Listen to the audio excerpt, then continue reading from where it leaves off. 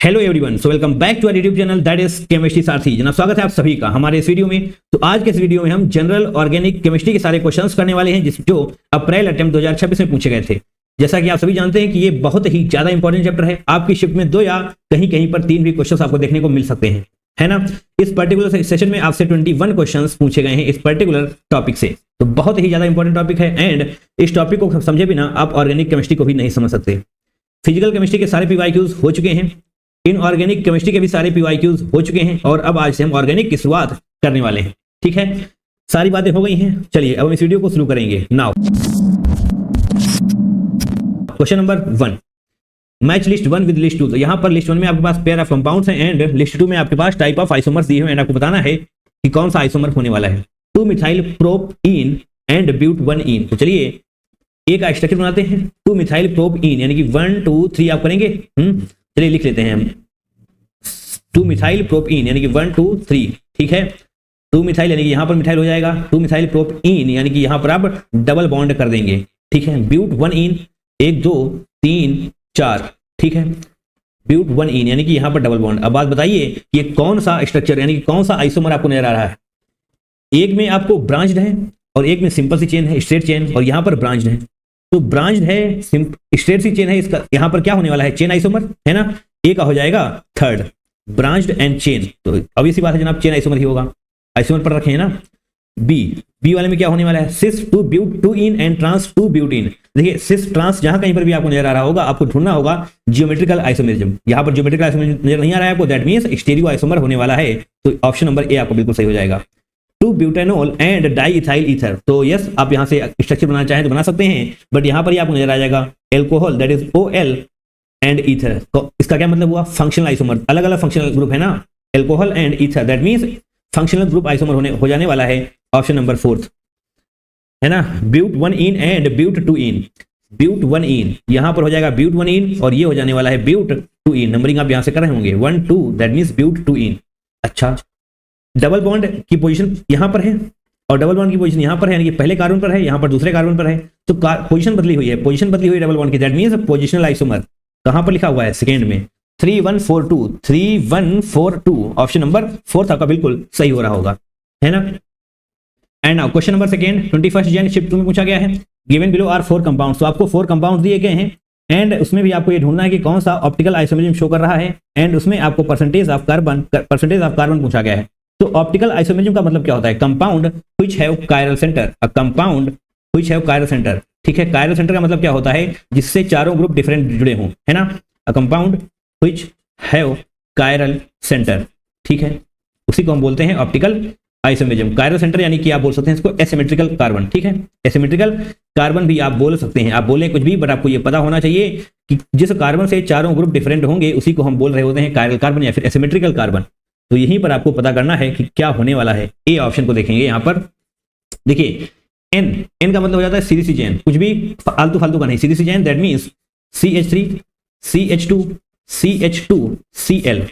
अरे 3 कार्बन है ना, प्रोपिल मतलब 3 कार्बन होने चाहिए एंड एन का मतलब होता है सीधी सी चेन, तो लास्ट में जाकर के आप क्लोरीन ऐड कर रहे होंगे। B isopropyl chloride. अच्छा, आइसो का मतलब क्या होता है, आइसो बोले तो जो आपने ये लास्ट में क्लोरीन लगाया है वो आपको यहां पर रखना है। प्रोपिल है यानी कि 3 ही रहने वाले हैं, CH3 CH यहां पर होगा एंड CH3 यहां पर हो रहा होगा एंड अब यहां पर आप क्लोरीन लगा रहे होंगे, इसी को हम बोलते हैं आइसो। ठीक है, कोई दुख पीड़ा समस्या नहीं। सी को देख लेंगे अब, secondary butyl chloride. Secondary butyl chloride क्या होता है, देखिए बहुत ध्यान से, CH3 CH ब्यूटाइल है ना यहां पर, यानी कि 4 कार्बन होने वाले हैं, CH2 CH3 और यहां पर जनाब Cl हो जाने वाला है क्योंकि सेकेंडरी लिखा हुआ था ना, कार्बन सेकेंड, कोई दिक्कत नहीं। अब डी वाले को भी देख लेंगे, ये क्या है भैया, नियोपेंटाइल क्लोराइड। नियो कुछ शब्द में तो खास है। अच्छा, देखिए बहुत आसानी से इसको समझाने का प्रयास कर रहे होंगे हम। CH3 यहां पर 3 CH2 पेंटाइल है यानी कि 5 कार्बन होने चाहिए, तो ऐसे यहां पर CH3 हो रहा होगा एंड यहां पर CH3 हो रहा होगा। देखिए जब भी नियो बोला जाए ना तो आप ये मान के चलिए प्लस टाइप का बनने वाला है कंपाउंड। ठीक है, तो यहां पर प्लस टाइप दिखाई दे रहा है आपको एंड लास्ट में आप क्लोरीन भी जोड़ रहे होंगे। 1 2 3 4 5 कार्बन आपको नजर आ रहे हैं। तो जनाब बताइए ऑप्टिकल आइसोमरिज्म यहां पर कौन सा है। एक सेकेंड, मैंने आपसे कहा था ऑप्टिकल आइसोमरिज्म का मतलब हो जाएगा ऐसा कार्बन जिससे चारों ग्रुप डिफरेंट हों। तो क्या यहाँ पर चारों ग्रुप डिफरेंट है, आपको कहीं पर भी ग्रुप डिफरेंट नहीं आ रहा होगा। यहाँ पर 3H है, यहाँ पर 2H है। ठीक है, यहाँ पर जनाब यहाँ पर CH3 यहाँ पर CH3 ये भी डिफरेंट नहीं है, तो ए को हटाइए, बी को हटाइए, सी को देख लेंगे ध्यान से। सी को देख लेंगे ध्यान से, इसको पकड़िए, देखिए इसको अगर आप ओपन करेंगे तो यहाँ पर H आ जाएगा, इसको हटाएंगे यहाँ से, इस तरफ H, यहाँ पर CH3, यहाँ पर C2H6, that mean CH2 CH3 है ना, C2H5 बोलेंगे, C2H5 एंड यहाँ पर क्लोरीन, यानी कि चारों डिफरेंट हैं। अगर चारों डिफरेंट है तो ये जनाब ये आपको ऑप्टिकल आइसोमेरिज्म शो कर रहा होगा। इसको अभी यहाँ टिक करके रखते हैं। अब से यहाँ पर परसेंटेज ऑफ कार्बन पूछा गया है। यहाँ पर देखिए, यहाँ पर तो 1 2 3 तीन मिथाइल नहीं भैया, चारों डिफरेंट होने चाहिए, तो ये वाला भी गलत हो जाएगा। नियोपेंटाइल, वैसे भी आपको पता ही होना चाहिए नियोपेंटाइल में आपको कोई भी कायरल सेंटर नहीं मिलने वाला, बट आपसे ये पूछा नहीं गया है, आपसे पूछा गया है परसेंटेज ऑफ कार्बन। अच्छा, तो परसेंटेज ऑफ कार्बन कैसे निकालेंगे बताइए। पहले तो इसका पूरा फॉर्मूला लिखते हैं, क्या होगा, कार्बन कितने कार्बन है, देखिए कार्बन नहीं है, क्लोरीन है ना, 1 2 3 4 कार्बन है तो C4 हो जाएगा। हाइड्रोजन कितने हैं, 3 4 5 6 7 8 9 H9, और क्या है, क्लोरीन। तो ये है आपका C4H9Cl। अरे आगे जगह ही नहीं है, पीछे चलते हैं, C4H9Cl। इसका मॉलिक्यूलर वेट क्या हो जाएगा, 12 चौके 48, 12 into 4 करेंगे ना इसको, एंड प्लस 9 into 1 आप कर रहे होंगे, प्लस 35.5 दैट इज क्लोरीन का मॉलिक्यूलर वेट। क्या हो जाएगा, 12 चौके 48 और 9 कितना हो जाएगा, 57 है ना, प्लस 35.5 तो 57 5 62 30, अच्छा 92.5 आ रहा होगा इसका मॉलिक्यूलर वेट। अरे हाँ, है ना, आपसे परसेंटेज ऑफ कार्बन पूछा गया है, दिखाई दे रहा है, यस। तो टोटल वेट ये हो गया आपका टोटल मॉलिक्यूलर वेट, ये डिवाइड में रहेगा, ऊपर रखेंगे आप कार्बन का मॉलिक्यूलर वेट, तो 48 कार्बन का मॉलिक्यूलर वेट हो जाने वाला है, divide by 92.5 that is molecular weight of total compound into 100 कर रहे होंगे परसेंटेज के लिए। तो जब इसको सॉल्व करेंगे तो ये ऐसे आएगा, 25 से ले जाइए इसको, 25 या 75 और 75 यानी कि 7 17 आने वाला है, तो 25 7 25 चौके 100 40 आ जाने वाला है। इसको जब आप थोड़ा सा सॉल्व करेंगे तो थोड़ा अप्रॉक्सीमेशन ले सकते हैं क्या, आप अप्रॉक्सीमेशन ले सकते हैं क्या, 56 40 52, अच्छा बहुत दूर भी नहीं है। तो इसको सॉल्व करिए, जब आप इसको सॉल्व करेंगे तो आपको 52% आपका करेक्ट आंसर मिल रहा होगा। बोलो हाँ या ना, है ना। तो ऑप्शन नंबर कौन सा सही होने वाला है, 52, दैट इज ऑप्शन नंबर 3 आपका बिल्कुल सही हो जाएगा। क्वेश्चन लेंदी है बट टफ नहीं है ना, स्ट्रक्चर्स आप ड्रॉप करते ही हैं। Question number 3 statement type question एक बार फिर से आपके सामने है। स्टेटमेंट 1 को पढ़िए, कंपाउंड X जो कि यहां पर दिया हुआ है shown below dissolve in NaHCO3 solution and has 2 chiral carbons. तो कायरल कार्बन तो आप देख सकते हैं बहुत ही आसानी से, एक कायरल कार्बन मैंने आपको बताया कायरल कार्बन होता क्या है, जहां पर चारों ग्रुप डिफरेंट हो, तो एक ये वाला हो जाएगा COOH, कार्बोक्सिलिक एसिड ऊपर हो गया, इस तरफ से आएंगे तो आपको कुछ और ही मिलेगा, इस तरफ से आएंगे कुछ और ही मिलेगा, एंड इसको आप जब ओपन कर रहे होंगे तो एक हाइड्रोजन भी आपको यहाँ पर मिल रहा होगा। एक कायरल कार्बन यहाँ पर हो गया और दूसरा कायरल कार्बन आपको ये मिलने वाला है, ये वाला। कैसे, यहाँ पर आपको कुछ डिफरेंट ही ग्रुप है, नीचे भी आएंगे तो कुछ डिफरेंट है, इधर आएंगे तो बहुत कुछ डिफरेंट है, और एक हाइड्रोजन यहाँ पर भी आपको छुपा हुआ बैठा है, इसको भी आप यहाँ पर भी ओपन करके देख सकते हैं। ठीक है, दैट मीन्स 2 कायरल कार्बन वाली बात तो सही है, एंड ये वाली बात भी जनाब सही है। सोडियम बाइकार्बोनेट में डिसॉल्व हो रहा होगा, क्योंकि यहाँ पर कार्बोक्सिलिक एसिड आपको नजर आ रहा है, कार्बोक्सिलिक एसिड की वजह से ये डिसॉल्व हो पा रहा होगा, है ना। अगर ये कार्बोक्सिलिक एसिड की वजह से डिसॉल्व हो पा रहा है, दैट मीन्स स्टेटमेंट 1 आपका बिल्कुल सही हो जाने वाला है। ठीक, स्टेटमेंट 2 को देखेंगे, compound Y shown below has 2 carbons with sp3 hybridization, 1 carbon with sp2 and 1 carbon with sp hybridization. तो आपको यहाँ पर हाइब्रिडाइजेशन के ऊपर जबरदस्त क्वेश्चन पूछा गया है। चलिए जबरदस्त तरीके से करने भी वाले हैं हम। इसको थोड़ा सा ओपन करके लिखते हैं यहाँ पर, है ना, वहां बड़ी घिचपिच हो जाएगी। नेक्स्ट स्लाइड है क्या, है तो भैया ऐसे था कुछ, ओके, दैट मीन्स यहाँ पर आप ऐसे कार्बन और यहाँ पर डबल बॉन्ड O ऑक्सीजन। ठीक, कोई दिक्कत, sp3 हाइब्रिडाइजेशन एंड चलिए सभी कार्बन का हम देख ही लेते हैं। इस वाले कार्बन की अगर आप बात कर रहे होंगे, चलिए दूसरे पेन से बात करेंगे हम इस वाले कार्बन की। तो यहाँ पर आपको 2 हाइड्रोजन नजर आ रहे हैं इस प्रकार, अरे हाँ है ना, 2 हाइड्रोजन अगर दिखाई नहीं जा रहे हैं तो भी आपको पता होना चाहिए यहाँ पर 2 हाइड्रोजन है, क्योंकि कार्बन की वैलेंसी 4 होती है। तो अगर 2 हाइड्रोजन है इस प्रकार से आप चलिए ड्रॉ कर लें, तो 1 2 3 4 चारों डिफरेंट हो चुके हैं, दैट मीन्स यहाँ पर sp3 आपको नजर आ रहा होगा, और यहाँ पर भी आपको sp3 मिल रहा होगा, क्योंकि यहाँ पर भी 1 2 3 कार्बन हो जाएंगे। ये कार्बन कार्बन कार्बन लिखना चाहें आप लिख सकते हैं, 1 2 3 4, इसका मतलब sp3। देखिए अगर सिग्मा 4 सिग्मा आपको नजर आ रहा है, दैट मीन्स sp3, 3 सिग्मा नजर आ रहा है तो sp2, 2 सिग्मा नजर आ रहा है तो sp। ठीक, यहाँ पर देखेंगे ये आपका कार्बन है, 1 सिग्मा और ये तीसरा सिग्मा, मतलब सिग्मा बॉन्ड ना, तो 1 2 3 दैट मीन्स 3 के बीच में क्या होता है sp2, तो ये आपका sp2 हो रहा होगा। इसी प्रकार से ये भी आपका sp2 हो जाएगा, है ना, नहीं sp2 नहीं, sp होगा ना, डबल बॉन्ड यहाँ पर, यानी कि सिग्मा सिग्मा है, दैट मीन्स ये sp हो जाने वाला है।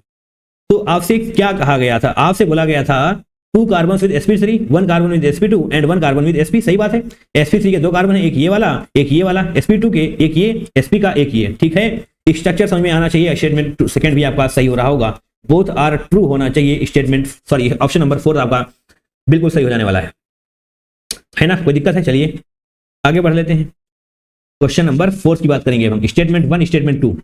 स्टेटमेंट 1 क्या है? Sublimation is used for the separation and purification of compounds with low melting point. नहीं यार, ऐसा कहां होता है? देखिए सब्लिमेशन का मतलब क्या होता है? सब्लिमेशन का मतलब होता है सॉलिड से डायरेक्ट वेपर में बन जाना चाहिए। सॉलिड से डायरेक्ट वेपर का फॉर्मेशन होना चाहिए। पेन क्यों नहीं चल रहा है? वेपर का फॉर्मेशन होना चाहिए, लिक्विड नहीं बनना चाहिए। एग्जांपल के तौर पर कैम्फर है ना, सॉलिड से डायरेक्ट वेपर में कन्वर्ट हो रहा होता है। तो यहां पर लो मेल्टिंग पॉइंट वैसा कुछ नहीं होता है। अगर आपके पास 2 कंपाउंड हैं और एक सब्लिमेशन करता है, दूसरा सब्लिमेशन नहीं करता है, यानी कि एक सब्लाइमेबल है और दूसरा नॉन सब्लाइमेबल है, तभी आप सेपरेट कर सकते हैं। लो मेल्टिंग पॉइंट वाला कुछ भी यहां पर चक्कर नहीं होगा, तो स्टेटमेंट 1 गलत हो जाएगा, है ना। अगर आपके पास 2 कंपाउंड हैं और एक सब्लिमेशन कर लेता है, दैट मींस जैसे ही आप उसको हीट करते हैं वो सॉलिड से सीधा वेपर में कन्वर्ट हो जाता है, तो डेफिनेटली आप उनको अलग कर सकते हैं। लो मेल्टिंग पॉइंट कोई क्राइटेरिया नहीं होने वाला। The boiling point of a liquid increases as the external process reduce. Increase नहीं, डिक्रीज होता है। जैसे ही आप एक्सटर्नल प्रेशर को कम करते हैं, बॉइलिंग पॉइंट आपका डिक्रीज कर रहा होता है। अच्छा, दैट मींस ये स्टेटमेंट भी गलत हो जाएगा। बट अगर मैं आपसे पूछूं बॉइलिंग पॉइंट होता क्या है, और मैं आपसे पूछूं उससे पहले ही मैं आपको बताना चाहूंगा कि आप जेईई के स्टूडेंट हैं, क्लास 5th के स्टूडेंट नहीं हैं आप, तो जनाब उसी हिसाब से आंसर भी दीजिएगा, है ना। देखिए बॉइलिंग पॉइंट इसी लिक्विड का होता है एंड जो होता है वो एक्सटर्नल प्रेशर पर भी डिपेंड कर रहा होता है। अगर आपको ऐसा लगता है कि वाटर का बॉइलिंग पॉइंट 100 डिग्री सेंटीग्रेड होता है, तो जनाब आप पूरी तरीके से सही नहीं है। वो तब होता है जब एक्सटर्नल प्रेशर आपका 1 atm होता है। अगर एक्सटर्नल प्रेशर को आप बदल देंगे तो आपका बॉइलिंग पॉइंट भी बदल रहा होगा। अगर एक्सटर्नल प्रेशर को आप रिड्यूस कर रहे होंगे तो बॉइलिंग पॉइंट भी आपका रिड्यूस कर रहा होगा, ना कि इंक्रीज। तो यहां पर डिक्रीज होना चाहिए था। स्टेटमेंट दोनों ही गलत हैं, दोनों ही गलत हैं, बोथ फॉल्स। ऑप्शन नंबर 3 आपका बिल्कुल सही हो रहा होगा, है ना। कोई दिक्कत है आपको इस चीजों में? आपको कोई भी दिक्कत नहीं होनी चाहिए। जैसे ही आप प्रेशर को रिड्यूस करते हैं, अगर आप प्रेशर को रिड्यूस करेंगे दैट मींस बॉइलिंग पॉइंट भी रिड्यूस हो रहा होगा। Now question number 5, the cyclic cations है आपके पास having the same number of hyperconjugation. अच्छा, तो यहां पर 4 हैं, इसमें से आपको देखना है कि किसके हाइपर कंजुगेशन सेम है। हाइपर कंजुगेशन यानी कि आपको अल्फा हाइड्रोजन चेक करना पड़ेगा यहां पर। ठीक, सिंपल। ये आपके पास कैटायन दिया हुआ है। अल्फा हाइड्रोजन होता क्या है? जहां पर कैटायन है, ध्यान सुनिएगा, जहां पर कैटायन है उसके आसपास के जो कार्बन है उस पर कितने हाइड्रोजन जुड़े हुए हैं, उन्हीं को हम बोलते हैं अल्फा हाइड्रोजन। सही है। तो आपके पास ये कैटायन है, इसके पास यहां पर ये कार्बन है, इस कार्बन पर 3 हाइड्रोजन होने वाले हैं। अरे हाँ है ना, इस कार्बन पर 3 हाइड्रोजन होंगे और यहाँ पर 2 हाइड्रोजन होने वाले हैं, यहाँ पर 2 हाइड्रोजन होंगे एंड इस कार्बन पर 1 हाइड्रोजन होगा। 3 2 5 और 1 6 अल्फा हाइड्रोजन आपको नजर आने वाले हैं यहाँ पर। ठीक, अगर कोई समस्या है यहाँ पर हम एक बार करके आपको दिखा देते हैं। ये हो गया कंपाउंड आपका, यहाँ पर पॉजिटिव है, ये ऐसे। ठीक, देखिए बहुत ध्यान से, आपके पास यहाँ पर कैटायन है, उसके पास कार्बन कौन सा है? एक ये कार्बन, एक ये कार्बन, एक ये कार्बन। इस कार्बन की सिर्फ एक ही वैलेंसी शो हो रही है, दैट मींस 3 हाइड्रोजन जुड़े हुए हैं, 3 हाइड्रोजन जुड़े हुए हैं। यहाँ पर कार्बन डबल बॉन्ड बना रहा है, यानी कि बाकी के 2 हाइड्रोजन का फॉर्मेशन कर रहे हैं, हाइड्रोजन जोड़ रहे हैं, बाकी के दोनों हाइड्रोजन जोड़ रहे हैं, हाइड्रोजन जोड़ रहे हैं। दैट मींस 3 2 5 2 7 हो गए यहाँ पर। नहीं, अच्छा ये हम भूल ही गए थे यहाँ पर। ओहो, गलती हो जाती है थोड़ी थोड़ी, है ना। इसको आप यहाँ पर ऐसे कर लेंगे। जब आप ऐसे कर लेंगे तो अब 3 बॉन्डिंग कार्बन ऑलरेडी बना करके बैठा है, यानी कि जो चौथी बॉन्डिंग होगी वो हाइड्रोजन की रहने वाली है, यानी कि सिर्फ और सिर्फ यहाँ पर 1 अल्फा हाइड्रोजन होने वाला है। 6 अल्फा हाइड्रोजन हो चुके हैं इसमें, देखेंगे 3 यहाँ पर, 2 यहाँ पर, 2 यहाँ पर, दैट मींस 7 अल्फा हाइड्रोजन। ठीक, इसको देखेंगे, यानी कि ये वाला कार्बन है, एक ये वाला कार्बन, एक ये वाला कार्बन, एक ये वाला कार्बन इसके पास, 2 यहाँ पर, 2 यहाँ पर, 2 यहाँ पर, दैट मींस 6 अल्फा हाइड्रोजन। इसको देखेंगे, इस वाले कार्बन को चेक करिए, इसको 2 alpha hydrogen, 1 alpha hydrogen, 2 alpha hydrogen, 2 2 4 और 1 5 अल्फा हाइड्रोजन। तो जनाब ये वाला सेम हाइपर कंजुगेशन शो करने वाला है। A and C, option number 3 आपका बिल्कुल सही हो रहा होगा, है ना। कोई दिक्कत? अल्फा हाइड्रोजन चेक करिए, आपको आपका आंसर चमकता हुआ दिखाई दे रहा होगा। गिवन बिलो आर 2 स्टेटमेंट, ठीक है जनाब, हमें दिखाई दे रहे हैं। स्टेटमेंट 1 क्या है? There are several conformers of n butane, बिल्कुल सही बात है। Out of those conformers this one X is the least stable and most stable conformer is this. देखिए जो एन-ब्यूटेन के कन्फर्मर्स होते हैं, अभी हम आपको पूरे कन्फर्मर्स दिखाते हैं, पर यहां पर जो देख पा रहे हैं ना CH3 के ऊपर CH3, तो इस पर्टिकुलर केस में ये लीस्ट स्टेबल होता है। बात बिल्कुल सही है। एंड अगर वो बिल्कुल अपोजिट है, यानी कि 180 डिग्री पर है मिथाइल वाले, दैट मींस वहां पर मोर स्टेबल होता है। तो यस, आपका स्टेटमेंट 1 बिल्कुल सही है। तो कौन कौन से कन्फर्मर्स होते हैं किसके? ब्यूटेन के, एन-ब्यूटेन के, तो वो यहां पर आपको दिखाने के लिए हम आए हुए हैं। ऐसे आप बनाएंगे, ऐसा कुछ इस प्रकार से आप करते हैं, देन इस प्रकार से आप करते हैं, ठीक है। तो CH3 यहां पर हम ओवरलैप कराते हैं, सबसे पहले ओवरलैप कराते हैं, सबसे पहले थोड़ा सा सही से दिखाया जाएगा, थोड़ा सही से दिखाया जाएगा। देखिए ओवरलैप कर रहा है, बाकी आपको दिखाई दे, समझ में आए या ना समझ में आए, बट आपको ये मान लेना है कि यस ये ओवरलैप कर रहा है, ठीक है। तो जनाब यहां पर भी ऐसे, यहां पर भी ऐसे, एंड बाकी सब पर हाइड्रोजन ही लगा दीजिए, ठीक है। इसमें थीटा क्या होता है, थीटा इक्वल टू 0। थीटा मतलब ये CH3 के बीच में जो एंगल होगा उसको हम 0 डिग्री बोल रहे होंगे, एंड यहाँ पर ये इसको हम बोलते हैं फुली इक्लिप्स्ड। एंड ये जनाब ये लीस्ट स्टेबल होता है, लीस्ट स्टेबल होने वाला है, जो आपको एक्स करके दिया हुआ है लास्ट क्वेश्चन में। इसको आप 60 डिग्री रोटेट करेंगे, यस 60 डिग्री आप रोटेट करेंगे, तो ऐसे करिए, इसको CH3 को यहीं पर रखेंगे एज इट इज नहीं, यहाँ पर CH3 कैसे आ जाएगा, यहाँ पर तो हाइड्रोजन ही आएगा ना, यहाँ पर तो हाइड्रोजन ही आएगा ना। 60 डिग्री आपने रोटेट किया है, तो यस अब यहाँ पर 60 डिग्री का रोटेशन हो चुका है, CH3 ऐसे हो जाएगा HH, दैट मीन्स यहाँ पर अब थीटा इक्वल टू 60 डिग्री हो रहा है ना। इसको आप गॉश GAUCHE बोलते हैं, या फिर आप स्टैगर्ड भी इसको बोल रहे होते हैं, स्टैगर्ड, ठीक है। 60 की आपने एक बार फिर से करेंगे 60, तो कितना हो जाएगा 120 हो जाएगा। CH3 यहां पर ऐसे इस प्रकार से HH एक बार फिर से हमने किया, दैट मींस 120 डिग्री अब हो चुका है। तो अब यहां पर इस प्रकार से ओवरलैप करने वाला है, यहां पर हाइड्रोजन हो जाएगा, यहां पर भी ऐसे हाइड्रोजन हो जाने वाला है। तो थीटा इक्वल टू 120 डिग्री हो जाएगा, एंड इसको आप इक्लिप्स्ड बोल रहे होते हैं, ध्यान रखिएगा। इसको आप फुली इक्लिप्स्ड बोलते हैं, फुली इक्लिप्स्ड, है ना, और इसको आप इक्लिप्स्ड बोल रहे होते हैं, ठीक। एक बार फिर से 60 डिग्री का रोटेट कर रहे होंगे, CH3 HH। जब आप इस बार 60 डिग्री का रोटेशन करने वाले हैं, तो जनाब ध्यान से देखिएगा HH और ये CH3 अब आपका यहां पर आ जाने वाला है, ठीक है। और थीटा इक्वल टू 180 डिग्री हो जाएगा, एंड इसको हम बोलते हैं एंटी स्टैगर्ड, है ना, एंटी स्टैगर्ड, कोई दिक्कत। अब आपकी जानकारी के लिए हम बता दें कि स्टेबिलिटी यहां पर बढ़ रही होती है, जैसे जैसे आप रोटेट करते जाते हैं स्टेबिलिटी, ये हमने स्टेबिलिटी का ऑर्डर लिखा हुआ है, स्टेबिलिटी इंक्रीज कर रही होती है। तो एंटी में सबसे ज्यादा स्टेबल होता है, तो यही तो आपको यहां पर लिखा हुआ है, most stable conformer CH3, yes statement बना आपका बिल्कुल सही हो जाएगा। As the dihedral angle increases torsional strain decreases, बिल्कुल सही बात है, टॉर्शनल स्ट्रेन डिक्रीज करता है, दैट मींस स्टेबिलिटी इंक्रीज कर रही होगी। Dihedral angle that means theta जो आपको बता रहे थे वो इंक्रीज कर रहा है, थीटा इंक्रीज करेगा, टॉर्शनल स्ट्रेन डिक्रीज करेगा, एंड स्टेबिलिटी बढ़ रही होगी, स्टेबिलिटी बढ़ रही होगी थीटा के साथ, एंड जो आपका ये टॉर्शनल स्ट्रेन लिखा हुआ है ये जनाब घट रहा होगा। ऑब्वियस सी बात है, जब स्ट्रेन कम होगा तभी तो आप स्टेबल होंगे। अरे बोलो यार, दोनों सही है, स्टेटमेंट फॉल्स है, तो both statement true, option number second आपका बिल्कुल सही हो रहा होगा, है ना। ये वाली बातें आपको पता होनी चाहिए। नाउ क्वेश्चन नंबर 7, यहां पर आपके पास 5 स्टेटमेंट दिए हुए हैं, एंड आपको सभी स्टेटमेंट को चेक करना है, बताना है कि कितने स्टेटमेंट आपके गलत हैं, व्हिच आर नॉट ट्रू, है ना। चलिए A, resonating structures with more number of covalent bonds and lesser charge separation are more stable, तो बिल्कुल जनाब सही स्टेटमेंट है ये, है ना, क्योंकि यही तो स्टैंडर्ड रूल्स होते हैं स्टेबिलिटी के। रेजोनेटिंग स्ट्रक्चर्स जितने ज्यादा कोवेलेंट बॉन्ड्स का फॉर्मेशन कर रहा होगा वो उतना ही ज्यादा स्टेबल होने वाला है। ऐसा क्यों होता है, क्योंकि जनाब जितने ज्यादा बॉन्ड्स होंगे उतना ही कंप्लीट ऑक्टेट हो रहा होगा। तो ये स्टेटमेंट सही है आपका, है ना, आपको नॉट ट्रू ढूंढना है। In electromagnetic effect and unsaturated system shows plus E effect with nucleophile नहीं, यहाँ पर इलेक्ट्रोफाइल होना चाहिए, plus E effect with electrophile and minus E effect with electrophile, तो यहाँ पर ये उल्टा कर दिया गया है ना, तो ये वाला स्टेटमेंट गलत है। आपको ये पता भी होना चाहिए प्लस ई इफेक्ट किसके साथ शो कर रहा होता है, विद इलेक्ट्रोफाइल, है ना, और minus E effect with nucleophile, आप इसको ऐसे लिख सकते हैं, ठीक है।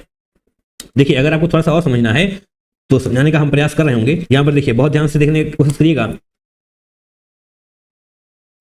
प्लस ई इफेक्ट में जो आपके पाई इलेक्ट्रॉन्स होते हैं वो उस एटम की तरफ ट्रांसफर हो रहे होते हैं जिससे रिएजेंट जुड़ा होता है। Pi electrons will transfer to that atom which is attached to the reagent, इसको आप लिख सकते हैं अपनी शॉर्ट नोट कॉपी में। मुझे पता है ये सारी लाइनें आपको थोड़ी सी अजीब लग रही होंगी, पर आपको ये पता होना चाहिए। प्लस ई इफेक्ट में जो पाई इलेक्ट्रॉन्स हैं वो उस एटम की तरफ जा रहे होंगे जो एटम रिएजेंट के साथ अटैच्ड होगा, ठीक है, कोई दिक्कत नहीं होनी चाहिए। एंड इसी प्रकार से आप माइनस ई इफेक्ट देखेंगे जो यहाँ पर आपको लिखा हुआ है, that is minus electromagnetic effect. इस पर्टिकुलर केस में जो इलेक्ट्रॉन्स होते हैं वो उस एटम से दूर जाते हैं, जो एटम रिएजेंट से जुड़ा होता है, ठीक है। अगर समझ में आया है अच्छी बात है, नहीं समझ में आया है तो इतना याद कर लेंगे। Plus E effect with electrophile होना चाहिए, ना कि न्यूक्लियोफाइल।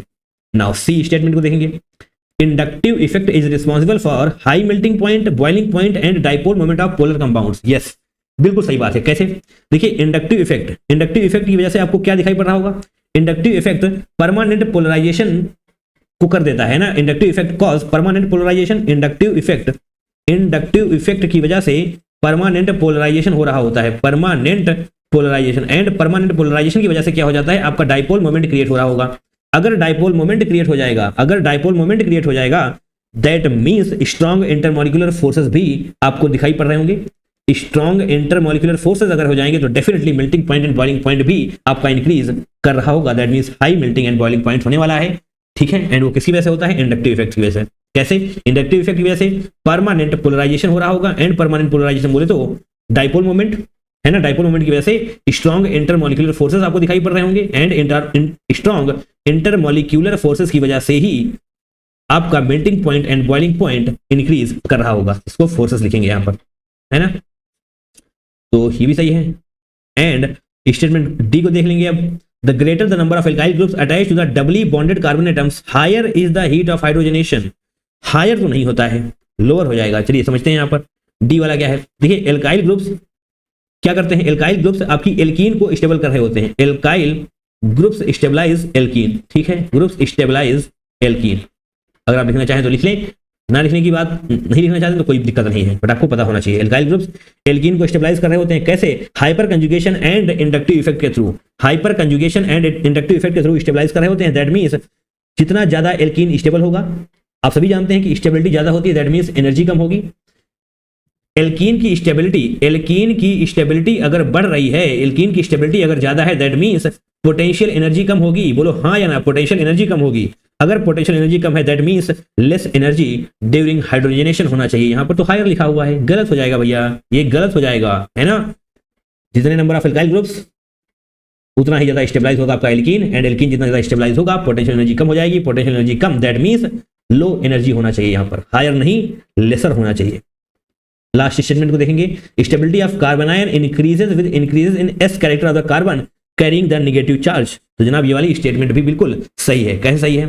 जो ये ई स्टेटमेंट लिखा हुआ है, क्या लिखा हुआ है, स्टेबिलिटी ऑफ कार्बन आयन, ठीक है, increase in S character. Yes, जैसे ही आप एस कैरेक्टर इंक्रीज कर रहे होते हैं तो कार्बन आयन की स्टेबिलिटी भी इंक्रीज कर रही होती है। For example sp and sp3 में एस कैरेक्टर किसका ज्यादा है, इसका ज्यादा है। अब इसी बात है, यहाँ पर 50% है, यहाँ पर 33.3% होगा। क्यों? क्योंकि यहाँ पर एक s है, दो में से, दैट मींस 1/2 आप कर रहे होंगे तो 50% आ रहा होगा, एंड यहाँ पर 1/4 आप कर रहे होंगे तो फिर नहीं, यहाँ पर मैंने 33 बोला, 33 नहीं 25% हो जाएगा, है ना, 33 तो sp2 में होता है। ठीक, अच्छा ठीक है, ये बात तो सही हो गई आपकी, स्टेबिलिटी बढ़ रही होती है। बट ऐसा होता क्यों है? क्योंकि जनाब s ऑर्बिटल न्यूक्लियर के पास होता है, जैसे कि आपके पास वो नहीं है, है ना, वो कहाँ आपके पास, s ऑर्बिटल न्यूक्लियर के पास होता है। अगर s ऑर्बिटल न्यूक्लियर के पास होगा दैट मींस स्टेबिलिटी इंक्रीज करने वाली है s ऑर्बिटल की वजह से। s कैरेक्टर डोमिनेट कर रहा होगा, स्टेबिलिटी भी इंक्रीज कर रही होगी, stability of carbon increases. This statement is absolutely true. But आपको रॉन्ग ढूंढना था, याद रखिएगा, इस बात को भूल मत जाइएगा। इनकरेक्ट पूछा गया से ए एंड सी, नहीं ए से नहीं, B and D option number A आपका बिल्कुल सही हो रहा होगा, है ना। बहुत ही अच्छा क्वेश्चन है। स्टेटमेंट टाइप क्वेश्चन हमेशा ही थोड़े से अच्छे लेवल के आ रहे होते हैं, क्योंकि आपके बेसिक कॉन्सेप्ट क्वेश्चन बेस्ड होते हैं।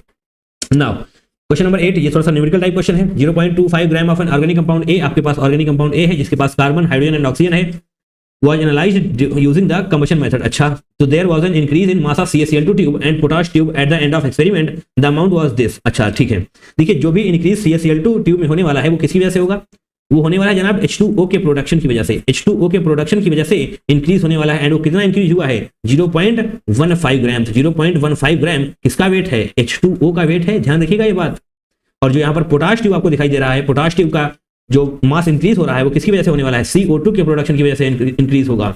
CO2 के प्रोडक्शन से इंक्रीज होगा, यानी वो कितना है, 0.1837 ग्राम्स आपको दिया हुआ है CO2 का जनाब ये वेट। आपसे पूछा गया है percentage of carbon, percentage of oxygen in compound A. देखिए कंपाउंड ए में सिर्फ और सिर्फ कार्बन है, हाइड्रोजन है एंड ऑक्सीजन है। तो अगर आपने इनके थ्रू आपने कार्बन एंड हाइड्रोजन का वेट निकाल लिया तो डेफिनेटली आप ऑक्सीजन का भी वेट निकाल पा रहे होंगे। अगर आपने ऑक्सीजन का वेट निकाल लिया तो डेफिनेटली आप ऑक्सीजन के परसेंटेज को भी निकाल पा रहे होंगे। तो हमारा टारगेट क्या रहने वाला है, हाइड्रोजन का वेट निकालना एंड कार्बन का वेट निकालना। तो मास ऑफ हाइड्रोजन आप कैसे कैलकुलेट करेंगे, weight, molecular weight of hydrogen, molecular weight of hydrogen divided by molecular weight of H2O into आप कर रहे होंगे वेट ऑफ H2O, जो कि आपको यहाँ पर क्वेश्चन में छुपा के दिया गया था, डायरेक्ट नहीं दिया गया था, वो छुपा के दिया गया था। तो इसको आपको क्रैक करना आना चाहिए। मॉलिक्यूलर वेट ऑफ हाइड्रोजन कितना होता है 1, molecular weight of H2O 18 into wait of H2O 0.15 होता है। जब आप इसको सॉल्व करेंगे एंड आपको थोड़ा सा अच्छे तरीके से सॉल्व भी करना पड़ेगा, है ना, 0.01667 ग्राम्स आ जाने वाला है। ठीक है, इसी प्रकार से आप मास ऑफ ऑक्सीजन कैलकुलेट कर रहे होंगे एंड चलिए यहीं पर कर लेते हैं। Mass of oxygen, molecular weight of oxygen कितना होता है 8 नहीं 16 होता है यार, 16 divide by molecular weight of CO2, यहाँ पर CO2 का मॉलिक्यूलर वेट लिखा जा रहा होगा that is 44 and into weight of CO2 that is 0.1837 0.1837। इसको जब आप सॉल्व करेंगे तो आपका क्या आने वाला है 0.0501 ग्राम्स आपका निकल करके आ जाने वाला है। ये आपका कार्बन का वेट आ चुका है, ये आपका हाइड्रोजन का वेट आ चुका है, मास ऑफ हाइड्रोजन। तो आपका टोटल वेट भी दिया हुआ है 0.25 ग्राम्स। तो जनाब आइए यहाँ पर, स्लाइड नहीं है, स्लाइड क्यों नहीं है यहाँ पर, होनी चाहिए। चलो इसको रफ कर दें, है ना, चलिए इसको रफ कर देते हैं। मास ऑफ ऑक्सीजन आपको कैलकुलेट करना है। मास ऑफ ऑक्सीजन के लिए क्या कर रहे होंगे, mass of compound that is 0.25 से आप माइनस करने वाले हैं mass of hydrogen, mass of hydrogen plus mass of carbon, जो कि आपको दिया नहीं है, आपने निकाला है अभी भी। 0.25 माइनस आप कर रहे होंगे कितना था 0. कहाँ गया भैया, ऐसे आइए 0.01667 0.0501, तो 66 लिख देते हैं 0.0166। अरे यार 0.0166 प्लस 0.0501 इतना है। इसको आप ऐड करने के बाद यहाँ से सब्ट्रैक्ट कर रहे होंगे तो 0.25 माइनस 6 एक 7 आने वाला है, 6 एड जाने वाला है, 5 और 1 6 आने वाला है, 0.0667 आ रहा होगा। अच्छा, तो इसको आप और सॉल्व करेंगे 2500 0.0667, तो 33 यहाँ पर आ जाने वाला है एंड 24 में से 6 जाएगा 18 यहाँ पर आने वाला है, 0.1833 आ रहा होगा, है ना। कितना आएगा 0.1833। ठीक है, ये आपका आ चुका है मास ऑफ ऑक्सीजन। अब आपको परसेंटेज ऑफ ऑक्सीजन पता करना है, तो उसके लिए आपको वेट ऑफ ऑक्सीजन करना पड़ रहा होगा divided by weight of oxygen divide by total mass of compound that is A, total mass of compound A, total mass of A into आप कर रहे होंगे परसेंटेज के लिए 100। तो देखिए वेट ऑफ ऑक्सीजन कितना है 0.1833 डिवाइड बाई 0.25 दैट इज, कहाँ पीछे चले जाते हैं यार हम, ये लिखा हुआ 0.25 इनटू आप 100 कर रहे होंगे। ठीक है, देखिए इसको ऐसे करें, इसको ऐसे करेंगे तो जनाब 2 जीरो नीचे आने वाले हैं, कोई दिक्कत नहीं, क्योंकि इसके बाद 2 डिजिट है, इसके बाद 4 डिजिट है, दैट मींस यहाँ पर 2 जीरो आएंगे। ऐसे ऐसे आप हटा देंगे, 25 से इसको सॉल्व करिए तो कितना आएगा 25 सत्ते कितना होता है 175, 175 यानी कि 8 और 3 25 यहाँ 75। ठीक है, 73 पॉइंट समथिंग आ रहा होगा। तो आप जब इसको राउंड ऑफ करेंगे तो 73% ही आपका करेक्ट आंसर आपको नजर आने वाला है, जो कि आपको यहाँ पर कहाँ पर आगे चलिए यहाँ पर आपको लिखना पड़ेगा। ठीक है, परसेंटेज कितना है 73% आपका करेक्ट आंसर हो रहा होगा। लैंग्वेज को क्रैक करिए, अगर आपने एक बार लैंग्वेज को क्रैक कर लिया यहाँ पर, अगर आपको ये पता होता कि CaCl2 का CaCl2 ट्यूब का जो वेट बढ़ने वाला है वो H2O प्रोडक्शन की वजह से बढ़ेगा एंड पोटाश ट्यूब का वेट CO2 प्रोडक्शन की वजह से बढ़ेगा। उसके बाद ये क्वेश्चन बहुत टफ नहीं है, बट हाँ ये पता होना चाहिए आपको, लैंग्वेज क्रैक करना आना चाहिए। नाउ क्वेश्चन नंबर 9, यहाँ पर आपसे IUPAC नेम पूछा गया है इस कंपाउंड का। चलिए ध्यान से देखिएगा, R, इसको हम R बोल दें, COOR, अरे हाँ या ना, क्या होता है RCOOR बोलो। देखिए इसको हटाएंगे पहले, यहाँ से नेमिंग कैसे करनी है, पहले तो आपको एल्काइल ग्रुप की नेमिंग करनी होगी, जो कि आपको यहाँ पर एल्काइल ग्रुप नजर आ रहा है। ये एल्काइल ग्रुप का नाम क्या होगा 1 2 3, 3 कार्बन है, दैट मींस ये आपका N प्रोपाइल हो जाएगा। N क्यों, क्योंकि जनाब सिंपल सी चेन है, यहाँ पर कुछ भी ब्रांचिंग वगैरह नहीं है, तो आप इसको N प्रोपाइल बोल रहे होंगे ऐसे। ठीक है, अब नंबरिंग कहाँ शुरू होगी, यहाँ से, कार्बन यहाँ पर है ना, तो 1 2 3 4 5, लंबी चेन इस तरफ है तो 6 7, 7 कार्बन की चेन, दैट मींस हेप्टानोएट। हेप्टानोएट, ये इसको हम यहाँ पर हेप्टानोएट से लिख लें, हेप्टानोएट। ठीक है, अब खास बात ये है कि यहाँ पर सेकेंड वाले कार्बन पर ब्रोमीन है एंड फिफ्थ वाले पर मिथाइल है, 2 ब्रोमो 5 मिथाइल एंड पहले तो आपको ये लिखना पड़ेगा, तो जनाब N propyl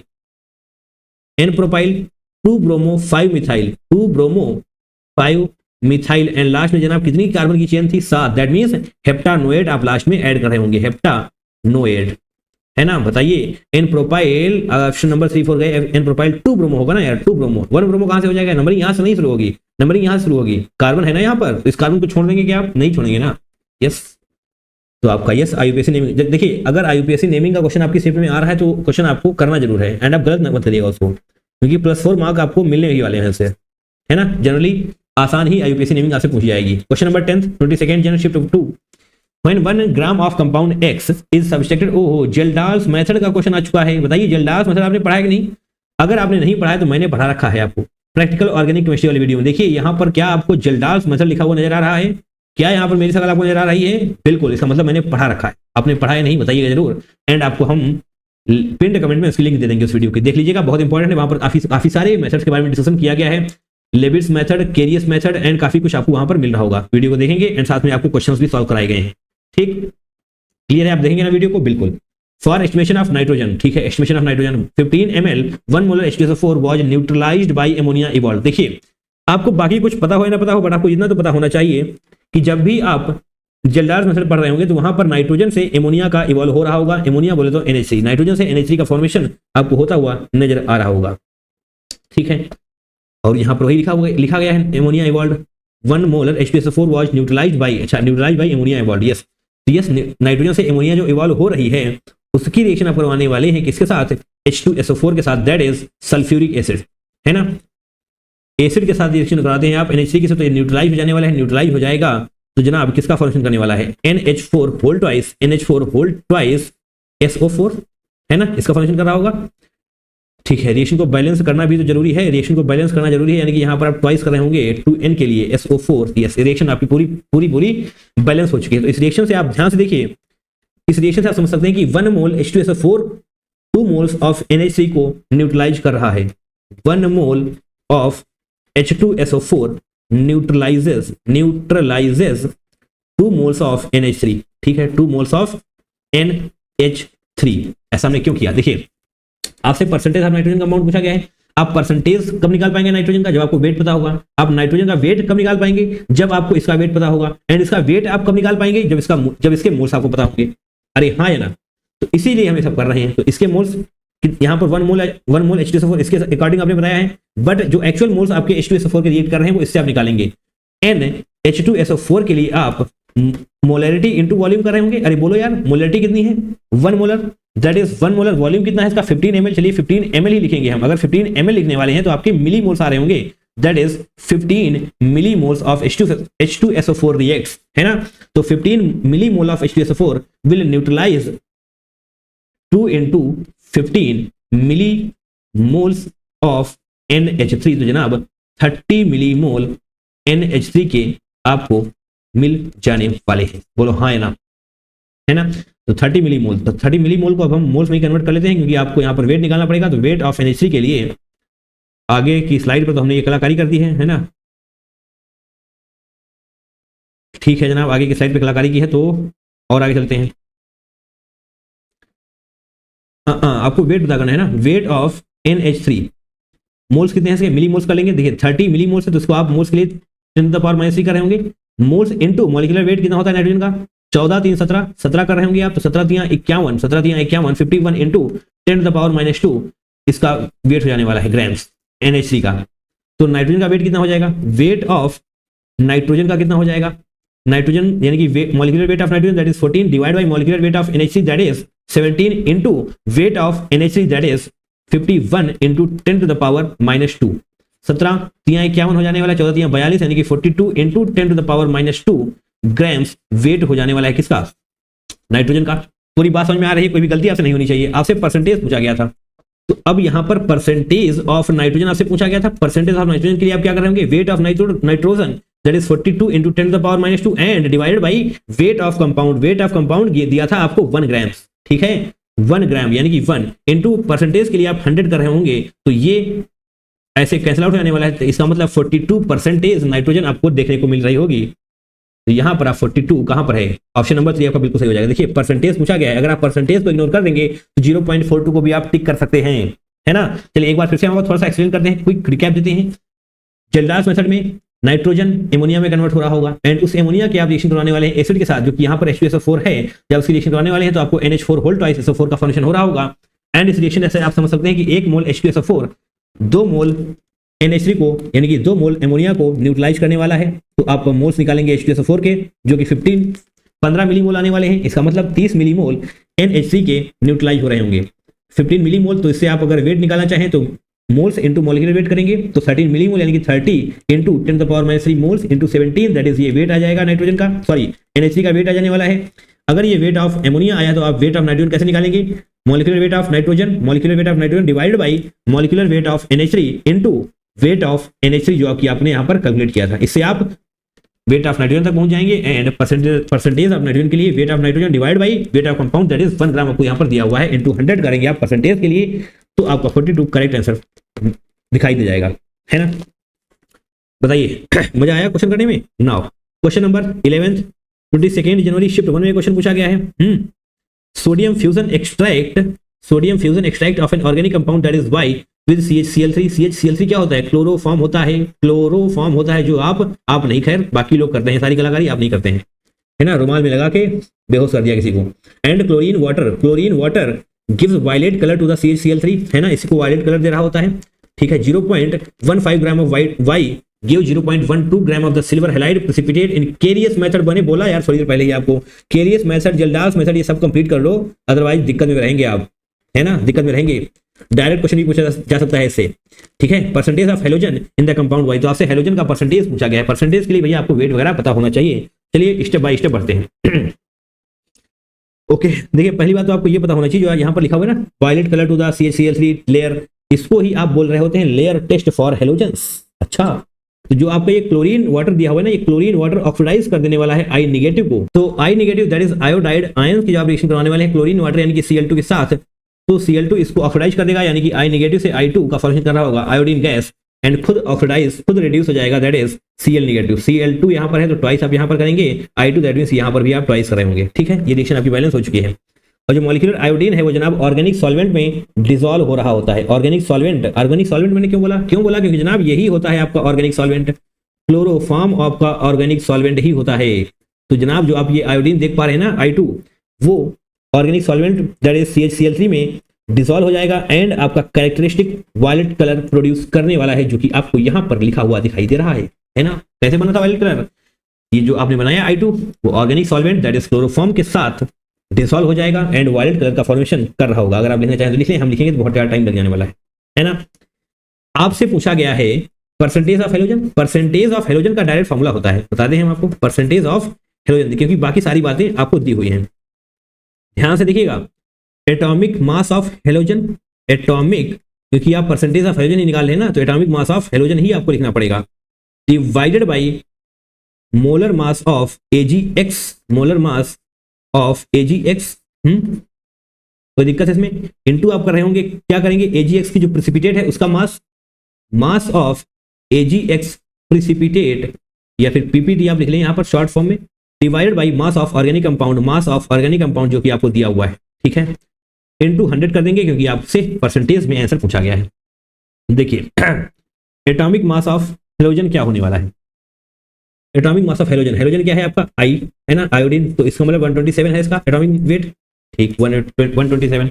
molecular mass of AgX है यहाँ पर, AgX, तो AgX, Ag बोले तो सिल्वर 108 एंड IX, अरे हेलोजन ना, तो दैट मींस 127 आप करेंगे तो 235 आ जाएगा, 235 आ जाएगा, इनटू आप कर रहे होंगे मास ऑफ AgX PPT। तो AgX की जो PPT है यानी कि सिल्वर हैलाइड की जो PPT है उसका मास आपको ये दिया हुआ है 0.12 grams, 0.12 grams divide by mass of organic compound जो कि आपको यहाँ पर दिया हुआ है। अरे वाई की तो बात कर रहे हैं आप, है ना, organic compound Y 0.15 grams, 0.15 grams. इसको सॉल्व करेंगे तो ये से जाएगा 3 चौके 12, 3 बचे 15।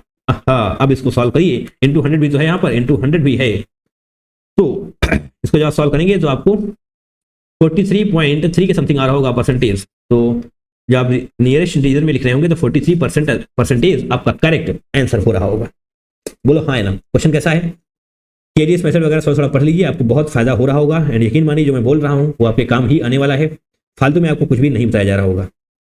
और चलिए अब आगे बढ़ते हैं, क्वेश्चन नंबर 12, 23 जन शिफ्ट 2 इन केरियस मेथड। स्वागत है जनाब आपका केरियस मेथड की दुनिया में। 0.2425 ग्राम of an organic compound give 0.5253 gram silver chloride that is AgCl। The percentage of chlorine आपसे पूछा गया है। परसेंटेज ऑफ क्लोरीन के लिए आपको सबसे पहले वेट ऑफ क्लोरीन निकालना पड़ेगा, तो वेट के लिए आपको मोल्स तक पहुंचना पड़ेगा। ठीक है, देखिए अगर आपको यकीन नहीं है ना तो देखिए हम आपको दिखा देते हैं। ये देखिए केरियस मेथड मैंने आपको पहले ही करवा रखा है। अगर केरियस मेथड जलदार्स मेथड के क्वेश्चन आप नहीं कर रहे हैं तो अपनी कंपटीशन से जनाब आप पीछे जा रहे हैं। चलिए यहाँ पर आपको बताते हैं। देखिए केरियस मेथड में काफी कुछ आप सीखते हैं, बट जो यहाँ पर क्लोरीन की बात करी जा रही है ना, केरियस मेथड में क्लोरीन जो है आपका वो AgCl that is silver chloride में कन्वर्ट हो रहा होता है इन Carius method.